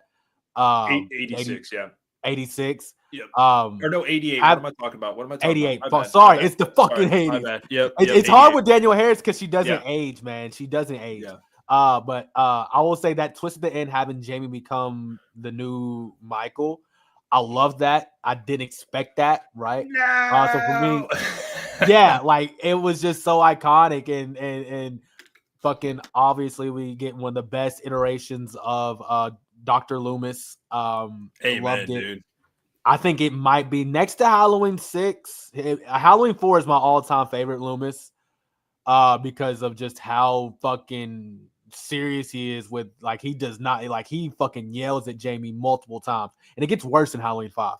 Yeah, 100%. But Halloween 6 is also a great representation of Loomis. But yeah, Halloween 4 for sure. Although Child's Play 2, God, dude, that was such a good fucking sequel. All right, Cody, what you got? This one is like another no-brainer for me. It is Child's Play 2 because I do love I do really like Halloween 4 a lot. It is my favorite non-Laurie entry. Nice. I don't of the original franchise, not the David Gardner Green ones. Oh, okay, gotcha. But Child's Play 2 for me, I think is a lot better than the first one. The first one is good. It's fine. It sets up everything good, but I think they up the ante with this one, even though it's like shorter than the first. I love Kyle and Andy's relationship. And honestly, I would say that their relationship and Jamie and Rachel's relationship are pretty equal. They're both such an endearing pairing, and you love both of them. So I couldn't pick between those two as like a set, but I love them. I think the kills are better. I think Chucky is given a lot more to do in this one. We see him actually in action this time, as opposed to really a lot of the first film. The final act in the toy factory is amazing. Another one that's nothing but a big chase scene and them having to dance together, and they're both saving one another in different scenarios. And Chucky is just pissed off at these two. He's like, I am fed up with these little assholes. I'm gonna gut them, kind of thing. I hate kids. Yeah, and again, it's just so well paced too. And I don't really have pacing issues with Halloween 4, but I think that it has its moments. Child's Play 2 just is an overall better movie for me, and it's more enjoyable to watch. Nice. So yeah, Child's Play 2 for me. Yeah, this one was really hard, bro. Okay, so I am also going to go with Child's Play 2, only because, again, it probably has a little more nostalgia factor for me growing up. If you actually compare both of the films, though, think about this. Rachel and Danielle, Harris's character, Jamie, are literally Kyle and Andy before Kyle and Andy. Yeah, like literally, now that I was thinking about that, I was like, oh, wow, they're pretty much, exactly. Wow. Yeah. So technically, I mean, both very similar in that aspect. When did Child's Play 2 come out? 92. Or was it 90 or was it 91? I think it was 92, I think. I can't remember. I want to say but a few years after age 4. Okay. Yeah, for sure. Yeah, definitely after age 4. Dude, I love Kyle. Literally, this poster behind me, I literally just put this up before the stream, but I took this to Scarefest to get signed by Kyle and Alex Vincent. Yeah. I can't think of Kyle's name. What's her name, Cody? Christina Elise. Nice. Yeah. I ran out of money. I got so many autographs. I just didn't have any. That was me too. I wanted to get autographs from them when they came to Minnesota, and I'm like, ugh. I ran out of money. I could have easily forked up money to get signatures from them, but I needed one from Scott and Danielle again. That literally sounds like Child of the Corn. Literally. Yeah. No, literally. Thank you, Carrie. So 1990. Okay. Shout out, Carrie. Let's go. Yeah, I think actually Child's Play 3 was 92, actually. Yeah, I think that makes sense. Yeah. Anyways, dude, Child's Play 2, we're talking Brad Dourif at some of his best fucking shit, dude. Like, and dude, one of the biggest things. Yeah, how's a hanging, Bill? Yeah, dude, you have to absolutely give it up to the fucking team that came up with the animatronics. Dude, the animatronics in Child's Play 2 were absolutely phenomenal, dude. The doll is so real. It's just like, I like to be hugged. Shut up, you idiot. And he hits him and he's all like, hug this. I mean, dude, the freaking, it's so much fun. Like the suburban setting and everything. And dude, like the ending scene when they do the toy factory, to be honest, I think their original idea was to make it a Christmas themed one, and that's where they came up with all the boxes. I think it was something like that. I could be wrong, but dude, then the ending part, he's all like, he puts him up on the conveyor belt and then everything, and he gets fucking like just fucking, I mean, it's so good, man. And then the head exploding because Kyle puts the fucking hose in. I mean, dude, what are we talking about, dude? Kyle's so good in this movie, man. Like, it's just so much fun, dude. I like Child, but dude, I love Halloween 4. I love Rachel, dude. She's such an underrated final girl, man. And Loomis is great. The mask isn't the best. I'll say Halloween 5 has a better mask. That's just my opinion. I'm sorry, but facts. Yeah, dude. I just Halloween 4 is great though. Has such good Halloween aesthetic and everything. Just man, it's some of the best, dude. But I got to go Child's Play 2 by Just the Hair. Yeah. Jazzy picked H4 just because she loves Danielle Harris, but it was really hard for her because she also likes Alex Vincent. So nice. Alex Vincent's like one of the best final guys of all time. It's not even close, dude. Not again a tough one, guy. You this was tough. As of right now, Bride Chucky is my favorite. I love Tiffany more than Chucky. Oh, dude, Bride Chucky is so much fun. Like, if you call that like a horror comedy, that's like literally one of the best horror comedies I feel like in my eyes. Like, it's now. Question I am with Carrie though, because Bride of Chucky is my favorite of the franchise. That's question insane. For the panel and Carrie. Crazy. I want to know: would you watch a solo Tiffany movie? Oh hell yeah! Oh yeah, why not? Yeah, why have they not done it yet? That's what I'm saying, bro. That'd probably be better than Megan, man. Come on now, let's talk. Get Jennifer Tilly back in. Yeah, have she's Tiffany good. Have like an origin movie, or like maybe she's left Chucky and now she's doing her own thing, right? She has a new family. I think it'd be amazing if because Jennifer Tilly's on Real Housewives of Beverly Hills now, and she's like considering going on full time. What if they made a movie of Tiffany, joining the Real Housewives, kind of coming off as Jennifer Tilly? That would be dope. That would be so meta, and like all the housewives like start fucking dying. Like that would be insane. I would love. And that. You got Kyle Richards on there too.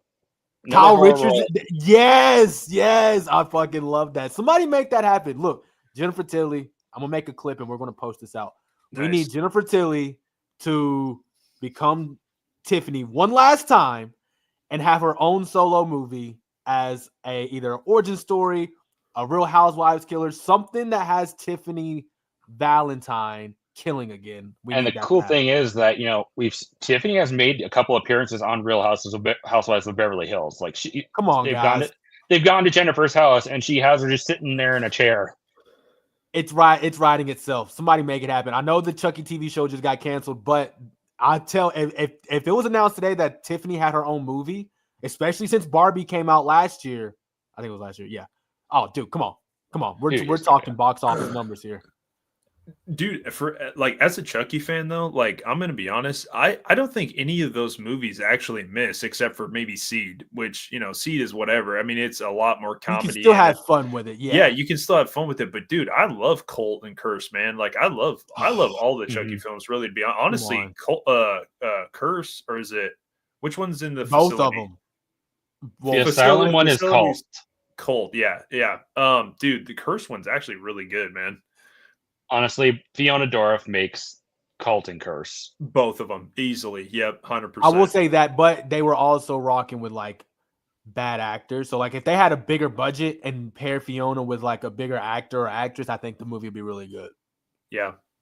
Good stuff. Okay, that was a good one. I like that one. Oh, this next one's going to be epic. Well, actually, not really. Maybe for you Cody. Said that for the past ones, and they've all been hard. Yeah, no, I already know. Well, I already know where Helvington's going to go because he was just mentioning this one movie earlier, and then Cody, I think it's going to be actually maybe difficult. Actually, I think it's going to be really difficult. But okay, we'll see what we got. Okay, so we got Final Destination against Scream 2. Oh, yeah, this is going to be hard for Cody. I know mine. Go ahead, Cody. I'm going to make you suffer this time, Cody. Go ahead. Okay, you know what? I'm going to be objective.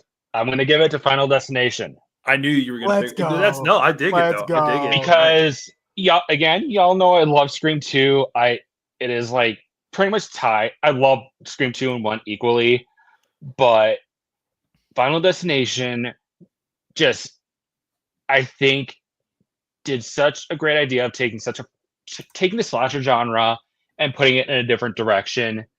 Honestly, like, I can't say it revitalized it the way Scream did, but it had the same almost trajectory because you're having this invisible thing killing off teens one by one because they avoided death the first time. And the direction of the movie is so good because each scene is so well done. It has a buildup of suspense in some scenes and a good jump scare in some with the deaths. You know, we have the bus scene and then Sean William Scott's death. Both of those are great jump scares when you watch it the first time because they're just boom out of nowhere. And it's just such a fresh idea too. And you know, it spawned another hugely popular franchise. So I got to give it to Final Destination. Nice. Yeah. I had a feeling. Well, okay, yeah, I had a feeling because I do remember you were like, "This is like one of my favorite horror films of all time," and I was like, "Okay, nice, very good, very good." Yeah. All right, Helvington. So, Final Destination. Yeah, it's gonna be Final Destination for me. Yeah, it's no surprise. You know, I've been on record saying I'm not a huge fan of Scream 2. I did like the ending to Scream 2. I love how they play on Billy's mother. Yeah, like I don't like the reveal, like the killer reveal or anything like that. Facts, Carrie, facts. Yes. Yeah, 100%. Yes, 1000%. But I will say Scream 2, I did like the Shakespearean third act, right? Yeah. Because Nev Campbell loves theater, and she's been on record saying that was a lot of fun to shoot. 100%. Because she's a theater rat. So She's a I thought dancer that was too and all that. Yeah. dancer. So I thought that was really cool. I thought that there were certain parts of the movie that were just slow, right? Like Sydney and Dewey talking at the ice cream shop. While I thought it was a good, scene, just felt like it didn't need to be there. I felt like Randy's death, while, people say he shouldn't have died or should have died, I'm not here for that. I felt like it was really dragged out. Not saying that I didn't like the phone conversation, but the whole getting to the van kind of thing, that was a little much for me. While on the other hand, Final Destination, Devin Sawa, right? I mean, what are we talking here, right? Right. One of the greatest final dudes of all time, has given so much to horror, and it all started with this film and also Idle Hands for the horror genre. So, I mean, everything Cody said and more, right? What Scream 96 did for the slasher genre, Final Destination did for the horror genre, and the same way Saw did for the horror genre, right? It gave breath to the horror genre. Before that, it was all slashers and ghosts. Now, with Final Destination, we have something that you can't see that's going to kill you. This is death. Yeah, like this was fucking 20 years before It Follows, right? Or 11 years, how many years it was, right? So it was like 11 years before It Follows, right? And this is what Final Destination was doing. So for me, because it was a trendsetter and it brought breath back to the horror genre, I got to go Final Destination. Very good. My answer is going to be, whoa, it could be your lucky day. Here we go. In hell. Yeah, I gotta agree with this. It's definitely Scream 2. I mean, like, dude, a movie or a film has to be absolutely fucking. I mean, we got to be talking some crazy good fucking films to like beat out most of the Scream films. I just love Scream so fucking much, especially Scream 2.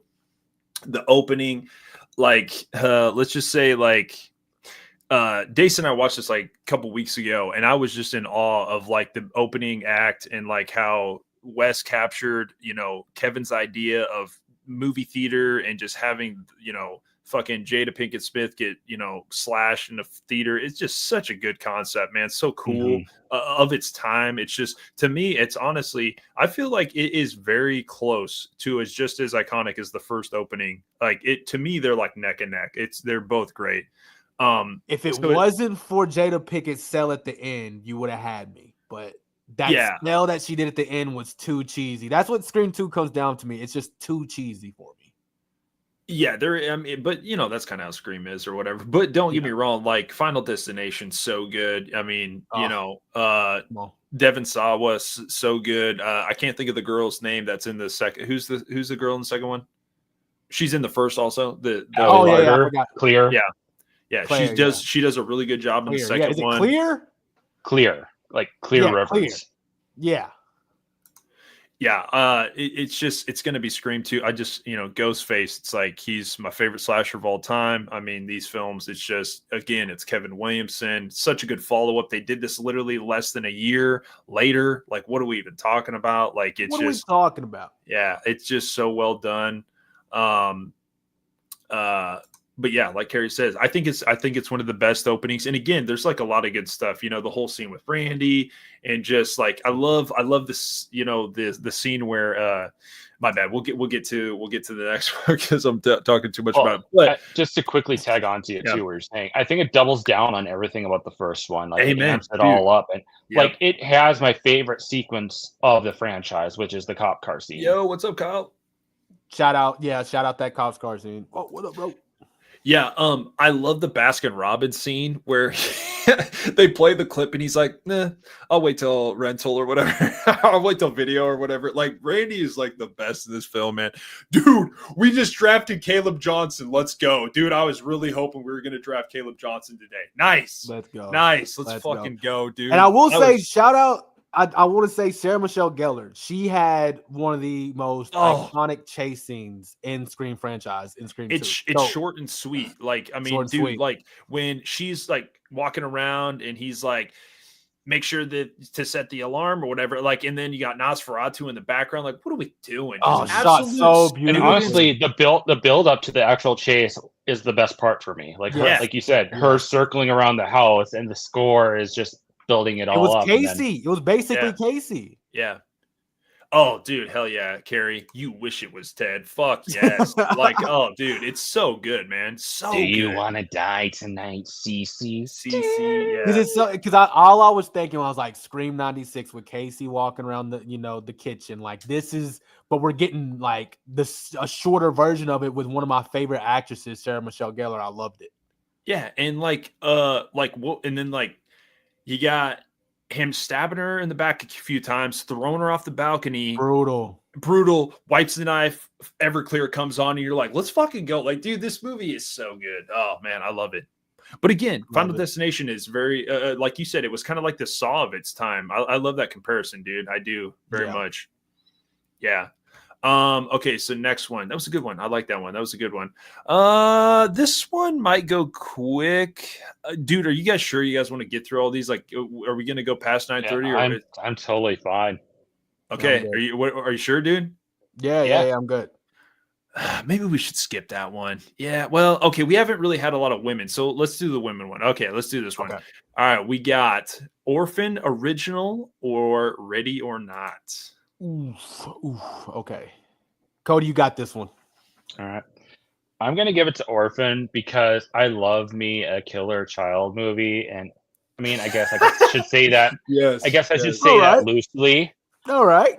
But it's so unexpected. Yeah.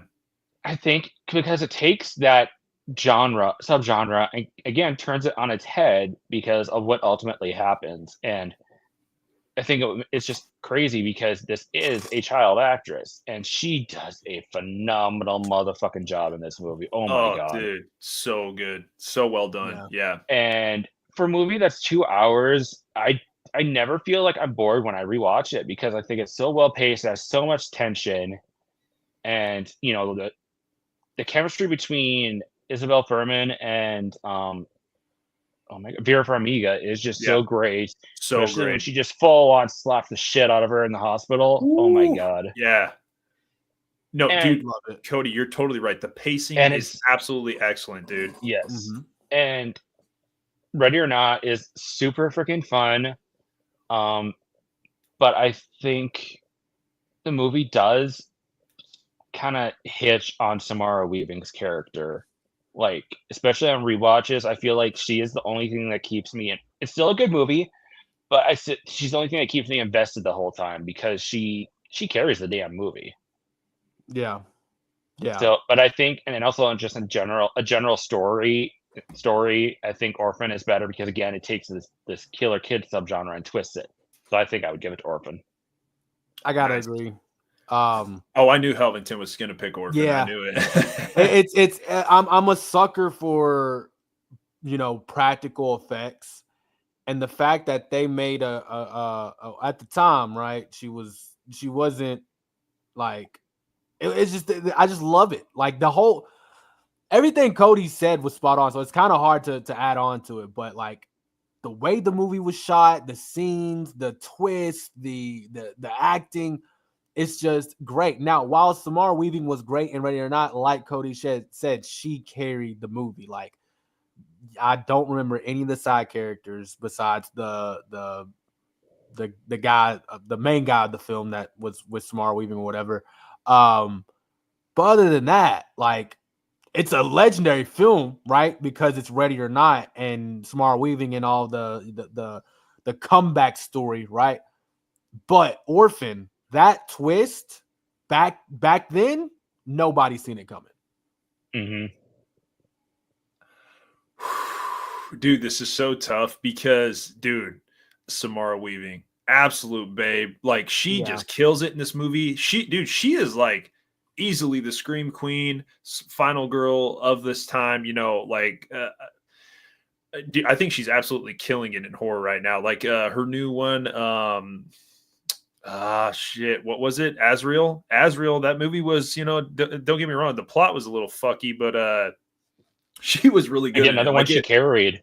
Yeah, I mean, pretty much. I mean, that's kind of her like MO right now. Like, pretty much all the films that she's in. I mean, maybe for the exception of The Babysitter, like, the whole cast in those movies were pretty good. Jenna Ortega, obviously, in the second one, but dude, she does such a good job. And the concept really fun. It really truly is. Like, don't get me wrong, but I think I have to agree with you guys. Orphan, at the time when it came out and you saw it, you were just like, what the fuck is happening? Like, this is so insane. Like, this concept, and it's so well done. Like you said, the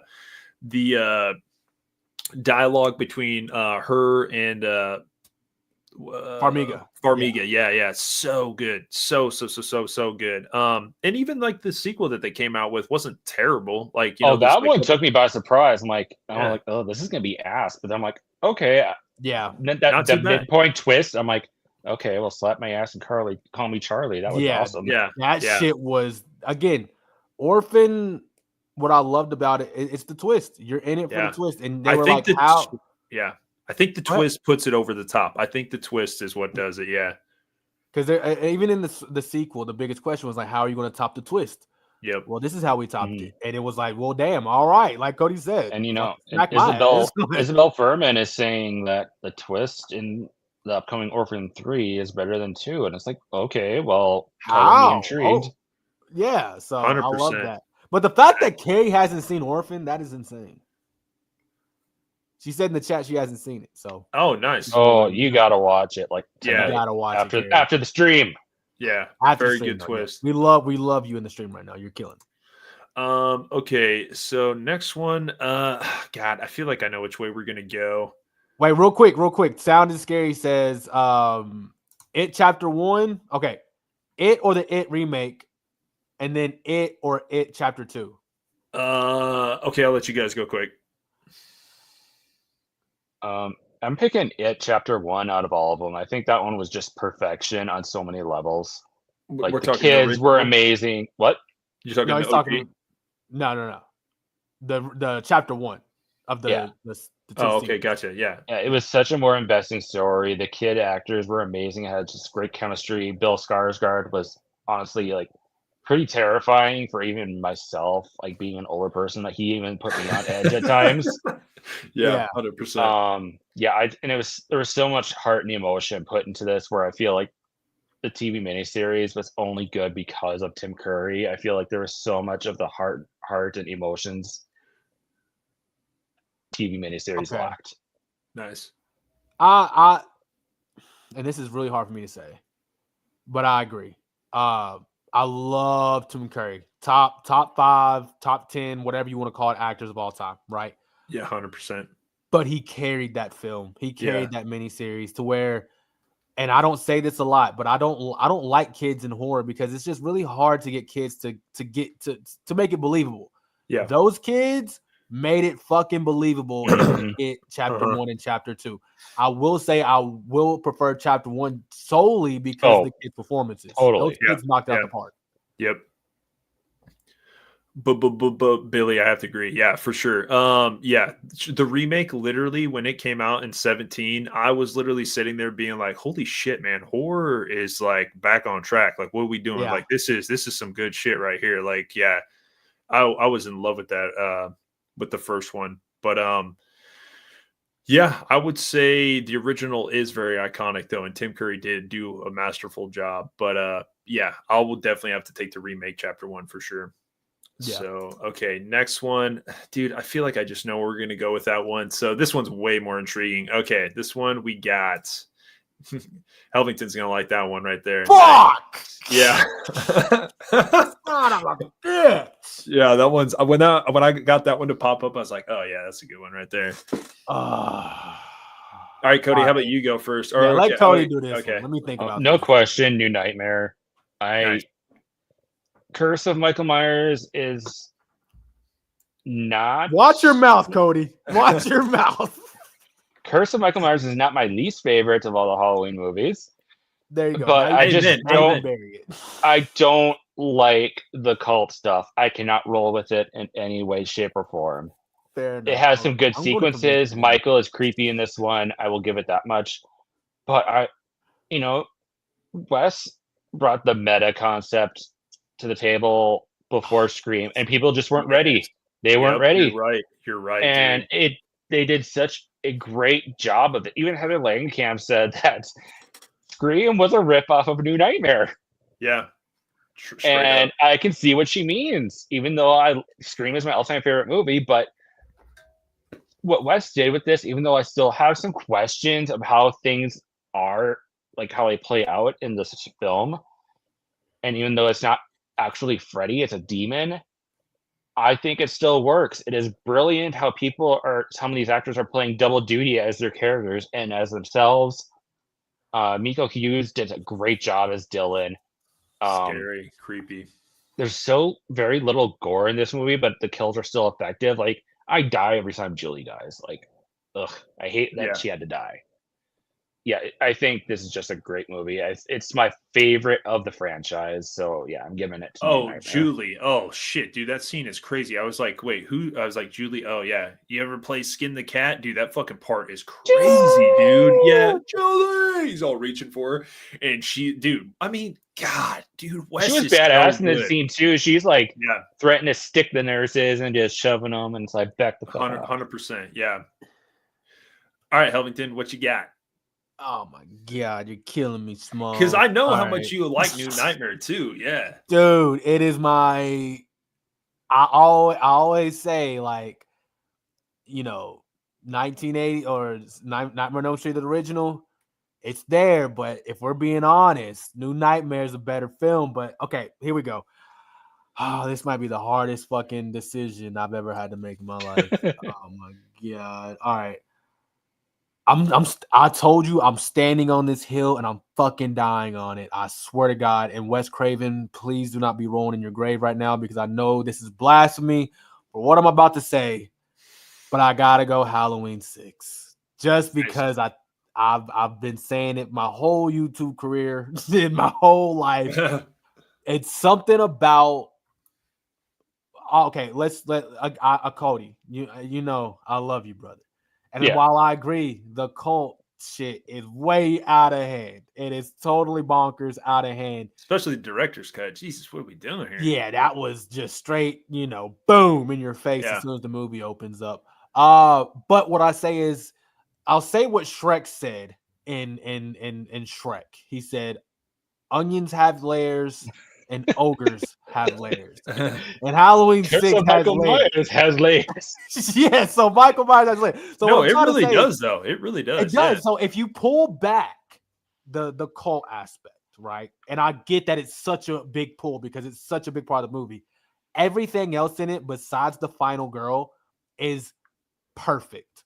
We're talking the setting is perfect. We're talking the way Michael looks, in my opinion, is perfect. I love the black hair. I love the grayed out jumpsuit. I love that Michael isn't just walking at a monotone robotic pace. He's actually, stepping, really further Aggressively, than aggressively. Yeah. And I think that the soundtrack, even though I didn't really have that much of a soundtrack, I thought it was great. I thought that the kills were great. I thought the ending scene, right? How it pays homage to Halloween 2. I thought that was great. I also thought that again, like shout out Carrie. I mean, we get Paul Rudd and The Raining Red.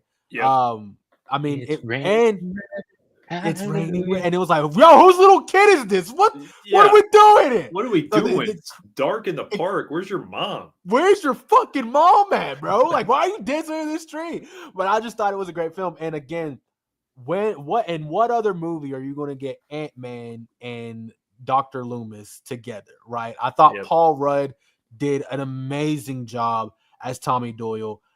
We get the last, of Dr. Loomis that we'll ever get in any Halloween movie. For me, this is purely off of nostalgia. Okay. Now, on the other hand, I'm going to go in and shout out Wes Craven's, because I don't want no one to clip this and be like, yo, Helvington's on drugs. I'm not. Wes Craven's New Nightmare is such a good film. It is damn near the best film in the franchise for every reason that Cody said. And you're right. It is Scream 96. Literally, with the whole the metaverse kind of stuff.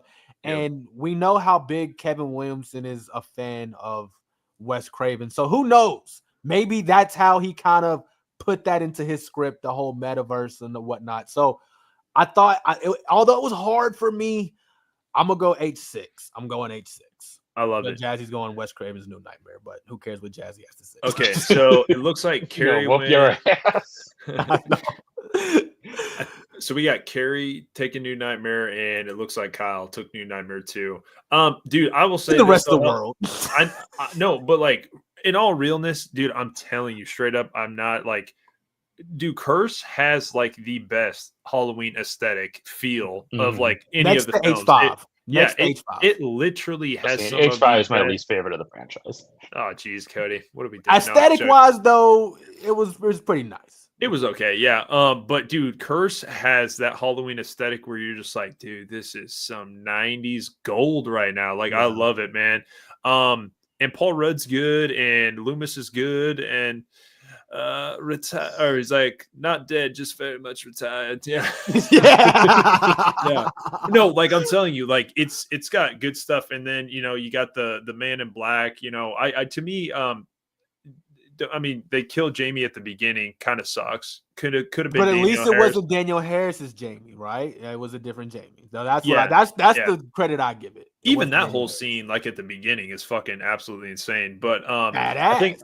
I think I got to give it to New Nightmare just by a little bit. Again, it's Wes, man. It's hard for me to hate a Wes film. So, and then again, if you watch it, man, it's just so well done. It's probably a top 3 or 4 Nightmare film for me. Yeah, probably top 3 to be honest. It was 90s gold, and you got Heather Langenkamp coming back. She does a good job.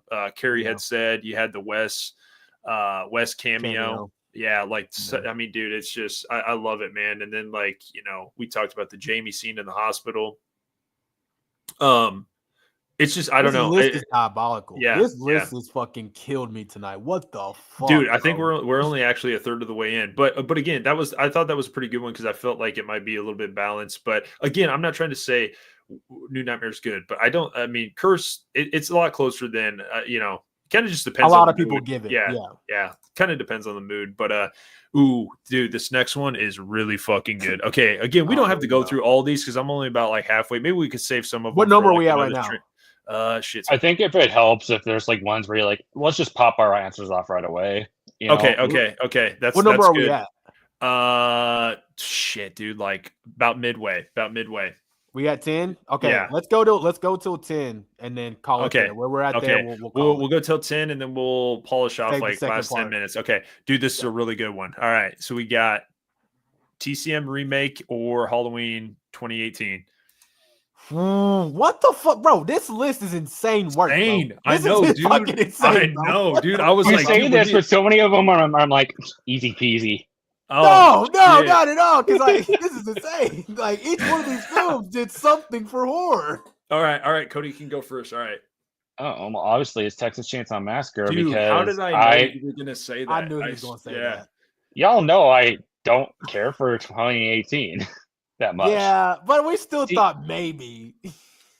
Yeah. Because to okay, me, yeah, I think what Texas Chainsaw Massacre remake does is that I think that it made it actually scary. I never found the original film all that scary at all. Amen. Leatherface just made me laugh more than anything. Preach. I think this Leatherface is terrifying. The sequences are terrifying. The score is terrifying. I think the characters are so much more likable. Yep. I know people have their issues with Arians being all like, "Oh, well, it's her fault that they got in this in the first place." Realistically, yes, but she was a good person. So, Amen. Yeah, well. the And she was super hitchhiker hot, thing, too. yeah, this is true. She started the final girl tank top trend. True. Well, actually, technically, that was. Well, wait. Never mind. You're right. Yes, you're right. Correct. Okay. Well, no, Yep. was it not Julie? I thought it was Julie. Does she take? I don't think she does it. No, she does the tank top at the beginning of the movie, but she's in her bedroom, and then Brandy walks in. So no. Technically not. What about yeah. the second one? Yeah, that's what I'm saying. When Brandy Okay, walks okay, in okay. and she's and you're all thinking somebody's in her apartment, but yeah, never mind. But the hitchhiker sequence is so much better. It's like super disturbing and unsettling, and you feel bad for this girl, whereas the other guy's like a creep, and it's like, well, you should have known damn well not to pick that shit up. But Yeah.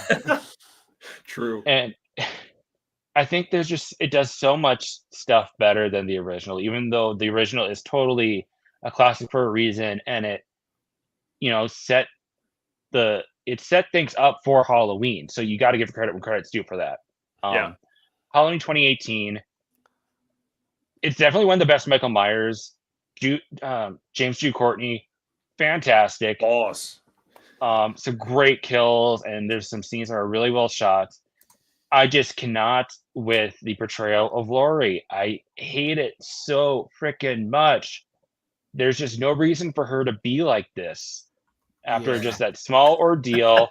Michael wants nothing to do with this woman. She's like, he's coming back. And it's like, no, he was never going to come back unless the stupid Sartain dude like messed up the bus. That was his doing and brought him, literally drove him to Laurie. He wanted nothing to do with this woman. Yeah. Even then, he was just fucking like, I remember we were talking on some streams and it was never about Laurie, right? No. That's what they were saying. And even in 2018, it was never about Laurie again. It was still about Haddonfield. And it was like Laurie just had happened to be in Haddonfield. He's like, fuck it, I'm gonna catch a body. Dude, she wrecked the bus, dude. She did it. Oh, yeah. No, I'm just saying it is. No, I'm saying it could be debated. Like you never know. She could have. Yeah, but that's no, a theory. Most theory likely. But I mean, and I won't say that Jamie Lee Curtis didn't do a great job. She did. She was fantastic. She did. I just did not like the portrayal because to me it didn't make any sense whatsoever, given the fact that it followed the original 40 years ago. You do not need all these guns, a booby-trapped house, a bunker. You don't need all of that for this one incident that took like 10 minutes. And I get people have trauma, and I could see her having that trauma like every Halloween, but for her to go to this extent, I don't believe it at all.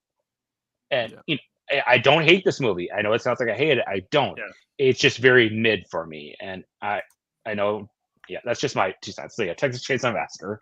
Nice. All right, Helvington, what you got, dude? All right, so shout out Carrie. She's totally spot on. This movie's so fucking gritty, man. It's so it makes it so just, dude. Platinum Dunes. This is their absolute gem of the 2000s. I mean, some will say Friday 09, which is also Mark Nispel, same director, but just absolute gold, dude. The 03, I believe it's the 03 and the 06 TCM. They hold a special place in my heart because the 06 is just. I always ask horror fans, like, hey, what's your favorite TCM? Some will say the original. Some will say the 2003, but rarely when I'm like, well, do you like the 2006? They're like, there was one in 2006. I'm like, yeah, there was one in 2006. And even though it doesn't get as much love as the 2003, I think it does deserve love because again, this was kind of the Texas Chainsaw Massacre and then the Texas Chainsaw Massacre at the beginning. They were basically together, right? I And mean, you want to talk about a combo like we talk like Yeah. Halloween and H2, man. Mhm. Like such a This- good fucking continue, this is- prequel continuation. Yeah. Yeah, and this is why this one is so good, right? Because you have Halloween 2018, which started, like Cody said, the Texas Chainsaw Massacre actually was the first of this kind of genre, right? The remake of a remake kind of thing. Like, and so for me, I have to agree with Cody, the Texas Chainsaw Massacre. It's just to me a better film, a better story. It pays homage to the original, and it knows what it's doing, and it knows what it wants to be. I'm still convinced to this day that David Gordon Green had no fucking clue what he was doing in 2018. He had no idea what he was doing in Halloween Kills, and he for sure did not know what the fuck he was doing in Halloween Ends. I believe David Gordon Green had an idea of what he wanted to do with Halloween and Michael Myers, but he did not execute it correctly because if you look at 2018, like Anthony said, who the fuck wrecked the bus, right? And then if we're going back to 2018, it was stated that Michael was never after Lori, that he just was killing that night. So why the hell now is Lori and Michael a thing again? Like if it's going to be Haddonfield, let it be Haddonfield. If it's going to be Lori, let it be Lori. To where with TCM 2003, it knew what it wanted to be. Dude, that's so subtitle crazy. subtitle for 2018 should have been Halloween Greatest Hits because that's literally all it was. It was all. It was a fan greatest hit. service. Yeah, that's a great point. Oh, dude. See, maybe I picked this one, and in my mind, it was a lot tougher because to me, I was like, dude, Mach, you're gonna pick fucking TCM 03 over your favorite Halloween film, and you fucking like, dude. Don't get me wrong, TCM. This film is absolutely phenomenal. Probably my favorite remake of all time. To be honest, well, The Thing, I guess, The Thing 1982 would probably be my favorite remake of all time. But of the 2000s, this one's probably my favorite. Dude, I love 2018. I know you guys don't like it. All the stuff that you guys don't like, I love Jamie Lee Curtis all fucking geared up with the guns and all that shit. I love it, dude. Like It's very Ripley. She was on her Ripley shit. I mean, dude, we're talking, yeah, exactly. Like she's an older, final girl, and I love kind of like the trauma that happened to her, and then she's like, I just feel like he's coming back. Like I don't know what it is, but I feel like he's just coming back. Yeah. And dude, 2018. I mean, fucking Andi Matichak. Like, what are we talking about? Total babe. I mean, she does such a good job in the movie. I just think everybody does a great job in the film, to be honest. James Hugh Courtney, easily my favorite Michael of all time. Like in this film, like like that still shot where he goes up the driveway, and goes into the lady's house. She's on the phone, and he fucking, all through like the window view, and you're just like, dude, this is so iconic. It's just so good, dude. David Gordon Green knocked it out of the park with this film. It's just my opinion. I will say, I'm basing mine solely on the story. While I will say Halloween 2018 was visually better, I'm just going on the story, and I got to go TCM. Nice. How does $3,000 sound? Yeah, I love. Yeah, I mean, when you got the fucking, the lines. Oh, I got peanut butter on my peanut. I mean, stupid. Say something. Yeah, just stupid. But I mean, dude, what are we talking about? We got the fucking mag flashlight through the fucking skull. The like what I mean, like just it's so good, man. Yeah. It's just. But it was a great point that Cody said. Both of these films was the same. Like they were like. I just love the comparison. This is a great matchup. I do like what Carrie said though. She said that where was it at? Oh yeah, TCM, the original. I mean, dude, what are we doing without TCM 1974? I mean, it started a lot of things. It really truly did. And because it came out before Halloween. So yeah. Amen. So we got to give it monster credit. Enough. But the remake, I was sitting there. Toby Hooper? Yeah, the original, yeah. Man, this is like literally one of my favorite theater experiences ever in my life. We went when I was 6th grade. I probably said this 1,000 times. It was I had no idea even really what the premise was of Texas Chainsaw Massacre. I actually did a little homework before going to see the movie, and then seeing it, I was like, this is absolutely insane. I remember when this like came out on DVD. I got the collector edition set. I actually still have it. Where it folded out into a chainsaw. Yeah, I have two of yeah. them actually. I have my original had one, and then I that. bought another one. Yeah, it's just like Jessica Biel did such a great job. Day says TCM03. It's just such a good film. Like, what's his name? Ernie L. Harley She said it Ermey. earlier. Rest Yeah. in peace. Carrie said it. Yeah, dude, he does such a great job, man. Like, dude, it's just so gritty And and he was just, like, Okay, let yeah. me ask you this for the panel. Shout out Carrie. Jordana Brewster or Jessica Biel? oh, Jessica Biel for sure. Yeah, Jessica Biel, Jordana like, did a great She fucking did. job, though. She did. She did. And in that, the one thing I will say about the beginning over the remake, I feel like, while I said that the characters in the remake are more likable than the original, I feel like there's some I just don't like. Like, I didn't like Morgan as a character. There was something about him that just annoyed me. But I genuinely, every time I watch the beginning, my heart breaks for every single one of the characters in the beginning that Amen. dies, because I Amen. loved them so much. Yeah. And because it's a prequel, you knew that Jordana's character wasn't going to live, and it just kills you, even though you knew what was going to happen. Oh, when that ending, chainsaw, bro, yeah, that when that ending chainsaw scene, starts come up in on, the God. back of the seat, you're just like, holy fuck, dude. Yeah. And then even at the end of the 03, he swipes at the car, all the sparks go flying. You're just like, dude, this is some I need good a double shit. feature that. I might do a double feature of that tonight. Dude, it's great fucking film. Yeah, Carrie, it was based on Ed Gein. I think from what they say, honestly, you want to talk about some Milwaukee, Wisconsin, just in general, the state of Wisconsin, a lot of fucked up shit has happened in Wisconsin. Like, Ed Gein inspiring all these iconic horror movies. He inspired Texas Chainsaw, inspired Psycho, inspired Silence of the Lambs. Dude, he needs some money in his account. No, who's doing? Charlie Hunnam is playing him in the Netflix series. Yeah, that's what I thought. Crazy, but man. It's okay. We all know Charlie Hunnam is like super attractive, but they uglied him up for the role. What is he from? He's mostly known for Sons of Anarchy. Yeah. Oh, okay. Are you talking about the younger looking guy? Well, he's not. Well, he was younger when it first started. Yeah, he played Jax, like essentially the main guy in the show. Yeah. I got you. Okay, I think this one, let's just give our 2 cents. We'll just pick it right now. We don't need to go into it. Let's just pick it. It's a quick, easy one. Because we've actually, I feel like, talked about this one. So it's 5 installments, 5th installments of these ones. Which one do you guys got? Friday the 13th. Friday the 13th.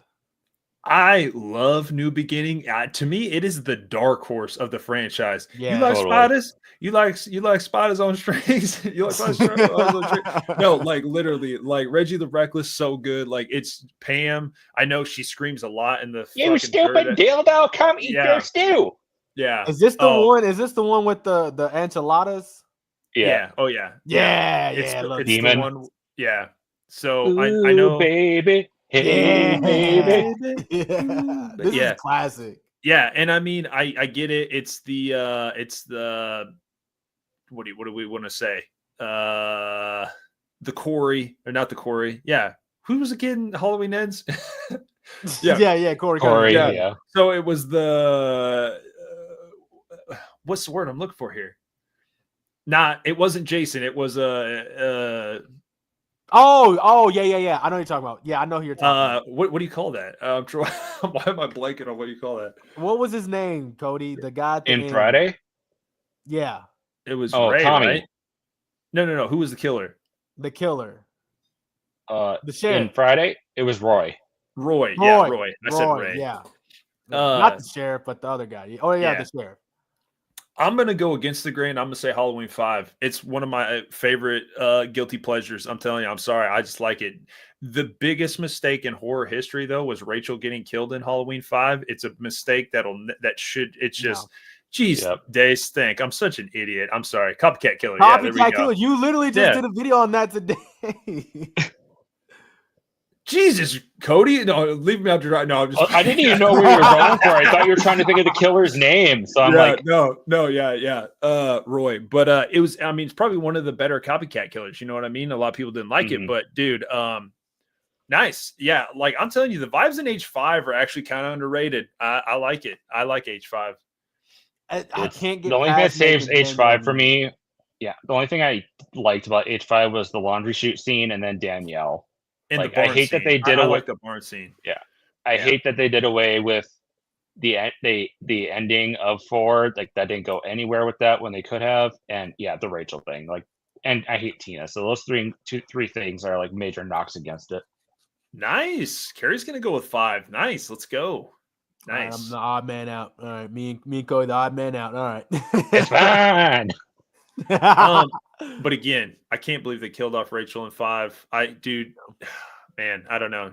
Yeah, but it's all right. Again, I think Danielle's great in 5. I know she's mute for a while. Cookie woman. Yeah. Tina. Tina. Okay, so that's a good one. Actually, okay, this is a good one. We can talk about this one for a second. But I feel like I know which way you guys are going to go. I'm probably going to be on the other side, but I thought this was a pretty good matchup. Okay, so we got Evil Dead remake against Hellbound. This is a hard one too. Cody, go ahead. I feel like this would be a tough one for days. I'm gonna go with Evil Dead because I feel like it did a great job as a remake because it's a totally different tone from the original film, and I think this movie was genuinely terrifying. When it ended, I was like literally shaking because I was so tensed up because of all the shit that was going down, and it was just messed. Once shit happens, it grabs you by the balls and does not let go. For like 30 minutes straight. Yeah, like I was done. I was like that whole ending sequence, I think was a good 45 minutes. I still cannot watch the scene, a couple of parts. I still can't watch where like she's hiding behind the wall and the machete drags against her knee. Oh, I cannot watch that, and I cannot watch when she tears her arm off from underneath the Jeep. Oh, God, like this goes hard, and I lived for every single moment of it. Jane Levy was amazing in this, and she deserves to be in a lot more horror movies. I know everyone loves Hellbound and almost thinks it's better than the original. I think it was okay. I don't think it really does that much as a continuation of the story. It's never like I'm actually not even that big of a fan of the franchise. Oh, you're missing out, guy. Such a good franchise. I mean, I watched all the films. I did a whole ranking of them, but my bad. Yeah, I mean, I recently tried to watch all of the Children of the Corn, and I can't do it. I can't. Dude, they're not that bad, dude. But yeah, I think it's just Evil Dead is such a better made movie and a better made script, better written script on so many levels. Even though Doug Bradley is amazing in every single entry he's been in for Hellraiser, so. Yeah, I gotta agree. I'll just add that Evil Dead, I believe that was the 2014, 2013? 13, yeah. Yeah, okay. 2013's Evil Dead is one of the greatest horror movies. Probably, okay, as a horror fan, it's not one of the greatest, but if you're going to recommend a horror movie to a non-horror fan, that's a good one. Evil Dead, I like that. Evil Dead is probably going to be one of the top 10 horror movies that you recommend to somebody, just because every essence of a horror movie you're going to get in Evil Dead, right? You don't need to really know what's going on with any of the other movies in the franchise. Just know what's going on in this movie. And like Cody said, I think the last 30 minutes of this movie, it grabs you by the fucking balls and it doesn't let you go. Like, you are just glued to the screen. Like, once shit starts going fucking down, I'll say 45 minutes. The last 45 minutes of this fucking movie, which is basically the whole fucking movie, is insane. Like, once shit, like he said, starts going downhill, it goes downhill fucking fast. And there's no bad pacing in it.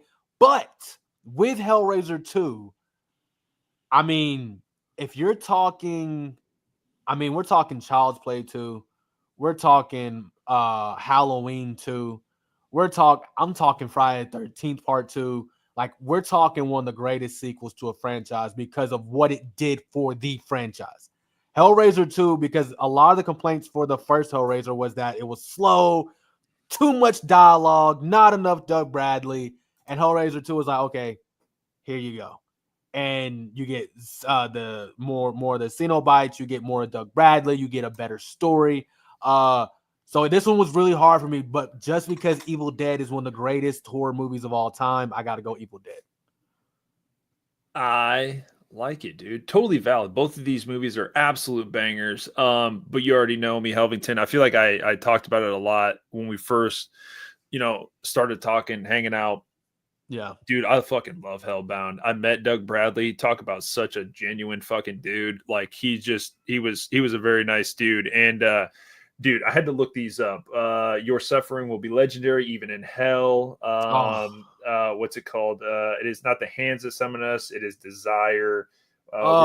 Where's the good one? He's like, no more deals, child. It is your flesh we want to experience, not your skill at bargaining. Yeah, like, dude, what was the other one? He's all like, we have eternity to know your flesh. Yeah, dude, just it's absolutely, like that, absolutely great hellbound. one-liners. Yeah, but dude, one of the absolute scariest fucking scenes in horror that I've fucking seen. Like, I'm not trying to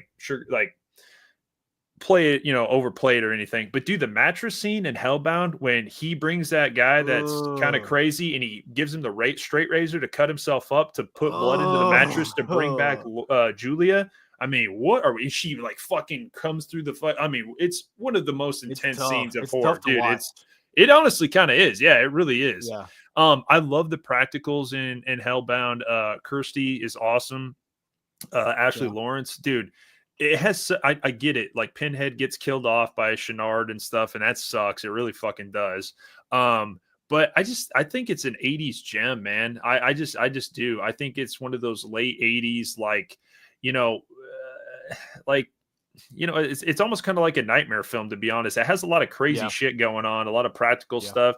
She's literally wearing Julia's skin and what's she doing? She's tricking Shenard at the end and stuff. Like it's fucking and epic. The practical effects, come on, yeah, some of the best practicals, man. Yeah, I love it, dude. But I gotta go with Hellbound by just a hair, though. I love Evil Dead remake. Daisy wants to know, Cody, TCM 2003 or Evil Dead remake? I'm still gonna go Texas Chainsaw Massacre. Ooh, it's close. It is really close, but I'm probably gonna go TCM. Yeah, it's really close. I have to just because I got the beginning. I'm gonna go because I can still pick the beginning if I want to watch TCM, but Evil Dead just because. Come on, I mean, it's kind of one of a kind. Yeah. Yeah, there will never be another film like Evil Dead 2013. Nice. Yeah, that's okay, guys. It's 10:03. So do you want me to? Yeah, let's do one more. Daisy, I got you. I'm gonna get your man's back to you. Let's do one more. Okay. How about we'll do? Are there any of these pretty good? I just don't know how. Give us a good one to go home on, and then we'll do the rest one on your next stream. Okay, I can dig that. Or we just want to plot through them like bing, bang, boom. I don't want to plot through because I really want to talk about these. Some of them are actually pretty good. So yeah, we'll save them for the next one. We'll save them for the next one. Okay, so let's go with this one's good. I think both you guys will like this one. This one's pretty good. Okay, we got Saw Original and Get Out. I think that's the poster for Saw 2, though. Oh shit, it is, dude. It is Saw 2, yeah, I said it there. Well, we can pretend it's the original Saw. You know what? Actually, this is going to sound crazy. I actually prefer 2 over 1. So I do too. It's my favorite of the franchise. Dude, amen. Same. This one and 3 are my favorites. Okay, we'll go Saw 2 against Get Out then. All right, we'll go with that. Okay. How about we make this a quick one? And okay, never mind. This could be. No, we can't. Let's do it. Let's do a quick one. Okay, mine's Get Out. It's Get Out. My theater experience for that movie was epic. Get Out. Jordan Peele. Yeah. Get Out for me too. Yeah. Okay. Get Out. It's way iconic. Okay, this would be a good one to end on. I like this one. Okay, we'll go with this one. He said Saw 2. Good, okay, good. We got Aliens versus The Thing. I feel like this one's talked about a lot. Like, I feel like this one's talked about a lot. But yeah. Okay. Okay. Cody, I know you love Ripley, so I'm gonna let you go first. Go ahead, brother. Yeah, it's definitely Aliens for me because again, it does such a great job as a sequel and what it should do. It like amplifies everything about the original. Sure, there's not as much tension as there was in the first Wait, one, no, but this is the Aliens. Yeah, that's what I'm My saying. bad. Sorry. I'm sorry. Yeah. I'm used to numerology and being dumb. Sorry. Yeah, I love that there's more aliens involved. I like that Ripley is just twice as badass here. She has something really to fight for with Newt. She has a great crew of people this time. I didn't really care about the supporting characters in the first one. There are a lot more people in this that as far as supporting, I didn't want to die. More iconic lines. Get away from her, you bitch. Amen. Get away from her, Iconic. you bitch. Yeah, the thing is brilliant for what it is. Practical effects alone should make me want to like pick it over Aliens, but again, I just did not. I don't care about any of the characters in the thing. Nice. Like I like it. I like a diverse cast of when it's like Yep. mixed with men and Cool. women. Yeah. So I Yeah. think that's just a knock against it for me. Even though, like, yeah, technically the effects are just they're the best of the genre, like Yeah. hands down. Amen. So I still got to go with Aliens. I agree with everything you said about Ripley. But for me, I wasn't the biggest fan of Newt. I thought that it was just They mostly come at night, mostly. yeah, like I always associate that with South Park because Cartman. Exactly. Oh, man, that shit is so fucking funny. Oh man. But I do. If it, like Carrie said, if it was the original, I would take Alien, right? And this is from a guy who just realized Aliens was the sequel. It was the S that got me, right? But for me, and a shout out, you fucking killing this, Carrie again. Kurt Russell versus Sigourney Weaver. Like, what are we doing tonight, Child of Porn? What are we doing? Okay, what are you doing to us right now, guy? But for me, I gotta go the Thing because one, the twist, right? Not that the twist at the end of the movie, but the twist at the beginning of the movie, right? I feel like that was very cleverly done. It's never been done before. They never really show you the killer in the beginning of the movie, and you got to catch the references. Top tier practical effects, like Cody said. Probably, I'm trying to think if there's there might be a couple other movies from the 80s that can go toe to toe with the Thing. The Fly, Reanimators, the Blob, probably. The Blob was pretty good. Yeah. Return of the Living Dead has some pretty cool practical effects in it. Cody, was it Botine or was it Winston? I can't remember. I think it was Botine. I think. Honestly, I don't remember any. I think it was Botine for the Thing. I'm pretty sure. Yeah.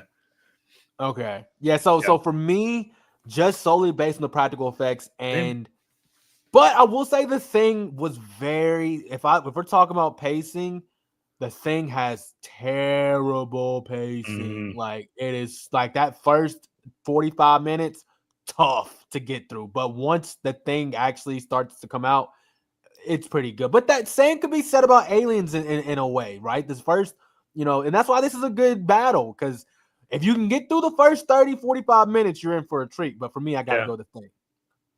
I love it. Yeah, Sigourney Weaver's literally like one of my favorite final girls of all time. Like it's not even close. Like she's I think she doesn't get talked about because I think it's more of like an action horror film, you know what I mean? But if you look at the Thing, I mean that's kind of what the Thing is also. I'll always say this, and I think this needs to be said.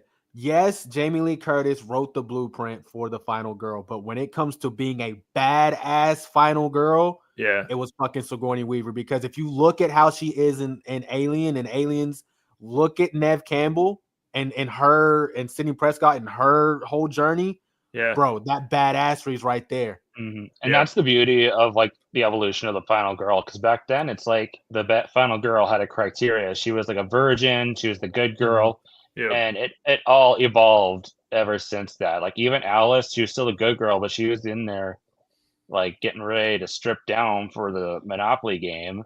And then Nancy, clearly, damn well her and Glenn were boning it out. Yeah. Yeah, So it's just crazy. Yeah, it's crazy how the evolution changed. And then you have Ripley, who is basically, all right, fuck your girl next door. This is mhm. basically Mama Bear right now, you know. Yep. And I just Doesn't thought have that was time great to for see. shit by these men. She's like, sit the fuck down and let me do shit. Yeah, fucking Get them badass. out of there, you. I can't remember what she says. Get them out of there. Facts, Daisy, one of the greatest final girls. Facts. Okay, so my pick is going to be the Thing. McCready is literally one of my favorite characters in horror. Probably next to Dutch from Predator, Arnold Schwarzenegger. Probably, Yeah, I mean, they're two of my top. I mean, Kurt Russell does such a great good job. characters. Actually saw a new theory on the Thing where, you know, they talk about how like you can watch the breath of him and I can't think of the other guy's name. It's the guy with two names. Keith David, is that his name? The Keith other David, actor? yeah. Yeah. I can't think of his character's name in the fuck, I can't think. I'm supposed to be a fan of this film. Anyways, they talk about seeing the breath or whatever, like in the cold or whatever, and you can't see his breath, but you can see Kurt Russell's. Then I saw a thing where Kurt Russell actually supposedly, instead of it being whiskey in the bottle, he actually filled it with gasoline, knowing that it tasted like shit, gave it to Keith David, thinking he even though it was gasoline, a real person would be like, oh, what the fuck, this tastes like shit, but the alien wouldn't know any better of like what gas actually tasted like, so he would play it off as it was good, you know what I mean? Just yeah. Yeah, That makes sense. dude, That I was makes like, fucking damn, sense. that was dirty. I was like, I like that theory, man. That's Yeah. crazy. So yeah, it's gotta be the Thing, but dude, Aliens is so fucking good, man. It's easily my favorite of the franchise. I would actually probably take Romulus as my second, to be honest. But it's a Yeah, great I like franchise overall. There's not really a miss on any. Like everybody complains about Alien 3. I actually don't mind Alien 3, man. I actually think it's not that bad. So I would take the Thing. This is a good question though. Where did they say it? She said it right here, and then we'll go off on this one. Okay, favorite creature creation in any film. That's a good one. I like that one. Let's see. Hmm. I'm gonna Okay, go with Okay, nice. yeah, I'm gonna go with just because I recently watched this movie and I thought, although it was a very much of a slow burn and bad pacing, the Fly remake, I believe that came out in, was it the 80s with Goldblum? Yeah. Yep. Yeah, 80s. that one. 86, I think. Yeah, someone had told me to watch the film because of the transformation that he goes through, and I was not disappointed. Fucking great practical effects. And I just loved it. I thought that although the movie was very fucking slow, Yeah. the transformation from him to the Fly, how you can see him slowly over time become the Fly, I love that. Dude, you should check out the second one, Fly 2. Actually Fly has 2? really, really good practicals, man. The creature design is actually pretty good. Yeah. Okay, this is the second. Cody just told me to check out When a Stranger Calls 2, so now I got to check out 2 sequels. I got you, brother. When a Stranger Calls, the remake, or When a Calls Stranger back. Calls back? Calls back. Yeah. Sorry, calls back. Yeah. When a Stranger Calls back. Nice. What All do you right, got, Cody, Cody? what you got?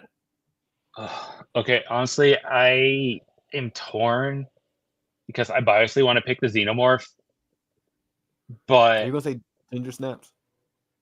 no, the werewolf in American Werewolf in London. Ooh, classic. Like Classic. I watched that maybe at least within the past decade for the first time, and I was mind blown by these goddamn practical effects. I was like, Again, "Are you another freaking slow kidding burn. me?" I'm pretty But sure anyway, that it was was- that was Winston in that one. I'm pretty sure. Yeah. And I'm like, "This is amazing!" Like they don't do these werewolf transformations like this anymore. No. It was like Definitely one of a not. kind, and yeah. Yeah, and So, dude, I can't. I, was that the guy who was on Friday the 13th? That did the Was Winston? No, that was what's his name? Savini. Tom Savini. Savini. Yeah, Tom Savini. Yeah, Yeah. okay. Yeah. I like this one. Carrie says Pumpkinhead. That's actually pretty dope. I Pumpkinhead actually is like pretty it a great. lot. Yeah, Yeah. Pumpkinhead. Um, I think that the third one is the best one. I think is that the one? I Is it don't know. Bloodlines. I think that's 2, isn't it? Or Blood Wings, or I can't remember what the second one. Do you know, Cody? The one I've with only seen the first Pumpkinhead. Oh, okay. Yeah. It's either the second one, third one. That's the best one in my opinion. Nice. Graboids and Tremors, also great. I love that too. Forever, mine will be it'll be Bruce. Bruce and Jaws, man. To me, that's the best goated. practical creation of a creature ever. Like All it to time. me, it's like the goat of all practical whatever things in a film. Like it is. Bruce, it's absolutely terrifying. Yep. It'll Scared be of I know generation of we could. people I going think to the we're beach. probably forgetting maybe the biggest one, and that's like the T-Rex in Jurassic Park. But True. considering dinosaurs were that's another one. real, considering dinosaurs were real, I don't know if we want to consider that in this scenario. Like maybe think of like I don't know. True. That is true. It's up there. It's a creature creation. It's it's definitely one of the top 5. I think. Yeah. I like that. What are some good fucking questions? Nice, fellas. I still got like a bunch left, so this will be good for a whole nother stream. I think Part we only two. got through half. Yeah, but see, I like how we kind of break it down. I like that. Like again, I think it makes it more fun. Yeah, for sure. I'll try to come up with was some more killing good in the ones. chat tonight, voting Amen. with us. Yes, Everybody, Dom, Kyle, Dace, all of you guys, thank you for fucking participating. I love it. Jazzy in the background sending the text. Amen. I see you, girl. No, honestly, I love versus conversations because it really does help like to break down each film and just each film. And Yeah, that's without why having to like do a stream on one film. And that even though I create them, I still have fun with the polls I make of the verses. Like I just had like the most recent one I had was The Thing versus The Fly for as far as remakes. I have my remakes portion coming up for my Wednesday polls. Yeah, it's so crazy how this stream is tying into everything Cody's doing right now. I was just like, this is insane. I don't get it. Yeah, but I love it. Yeah, versus it's all like I feel like when I first got into the community, I was like, which film do you like better, this one or this one? And this was the ultimate stream for it right now. Yeah. Yeah, thank you, Carrie. I appreciate it. Yeah, again, it is just a good time to just geek out about movies. Yeah. And a lot of it is off like preference, nostalgia. Like, I mean, that's how it is for any kind of films, but yeah, it makes for good conversation. But again, we got to get Carrie on the next one to get her picks. Amen, Carrie. Yeah, 100%. I was telling Carrie we should do I was telling Cody too, we should do like a remake stream where we like maybe do like a bracket challenge, kind of like a March Madness like remake bracket challenge. Even though I feel like we just said that TCM would probably win, but I don't know. Days going gung ho for Evil Dead, so no, that's true. And I mean Friday 09, and I mean like there's some other real good ones too. So many good ones. Yeah, The Fog is the best. What are we talking about? All right. I actually don't hate that movie that bad. Like, to be honest, I really don't. Like, that just shows how like I'll literally watch a film. I would actually probably prefer Halloween Ends over it, but again, it's entertaining. It's all right. I would love to see Halloween Ends go up against somebody. I would love to talk about that. There's so much we can do. But there has to be a part 2, Anthony. Yeah, 100%. I mean, and dude, yeah, this was a good way of like trying to make these verses kind of easy because the randomizer, if you set the parameters, it's nice. It actually puts similar films in a way against each other. Amen.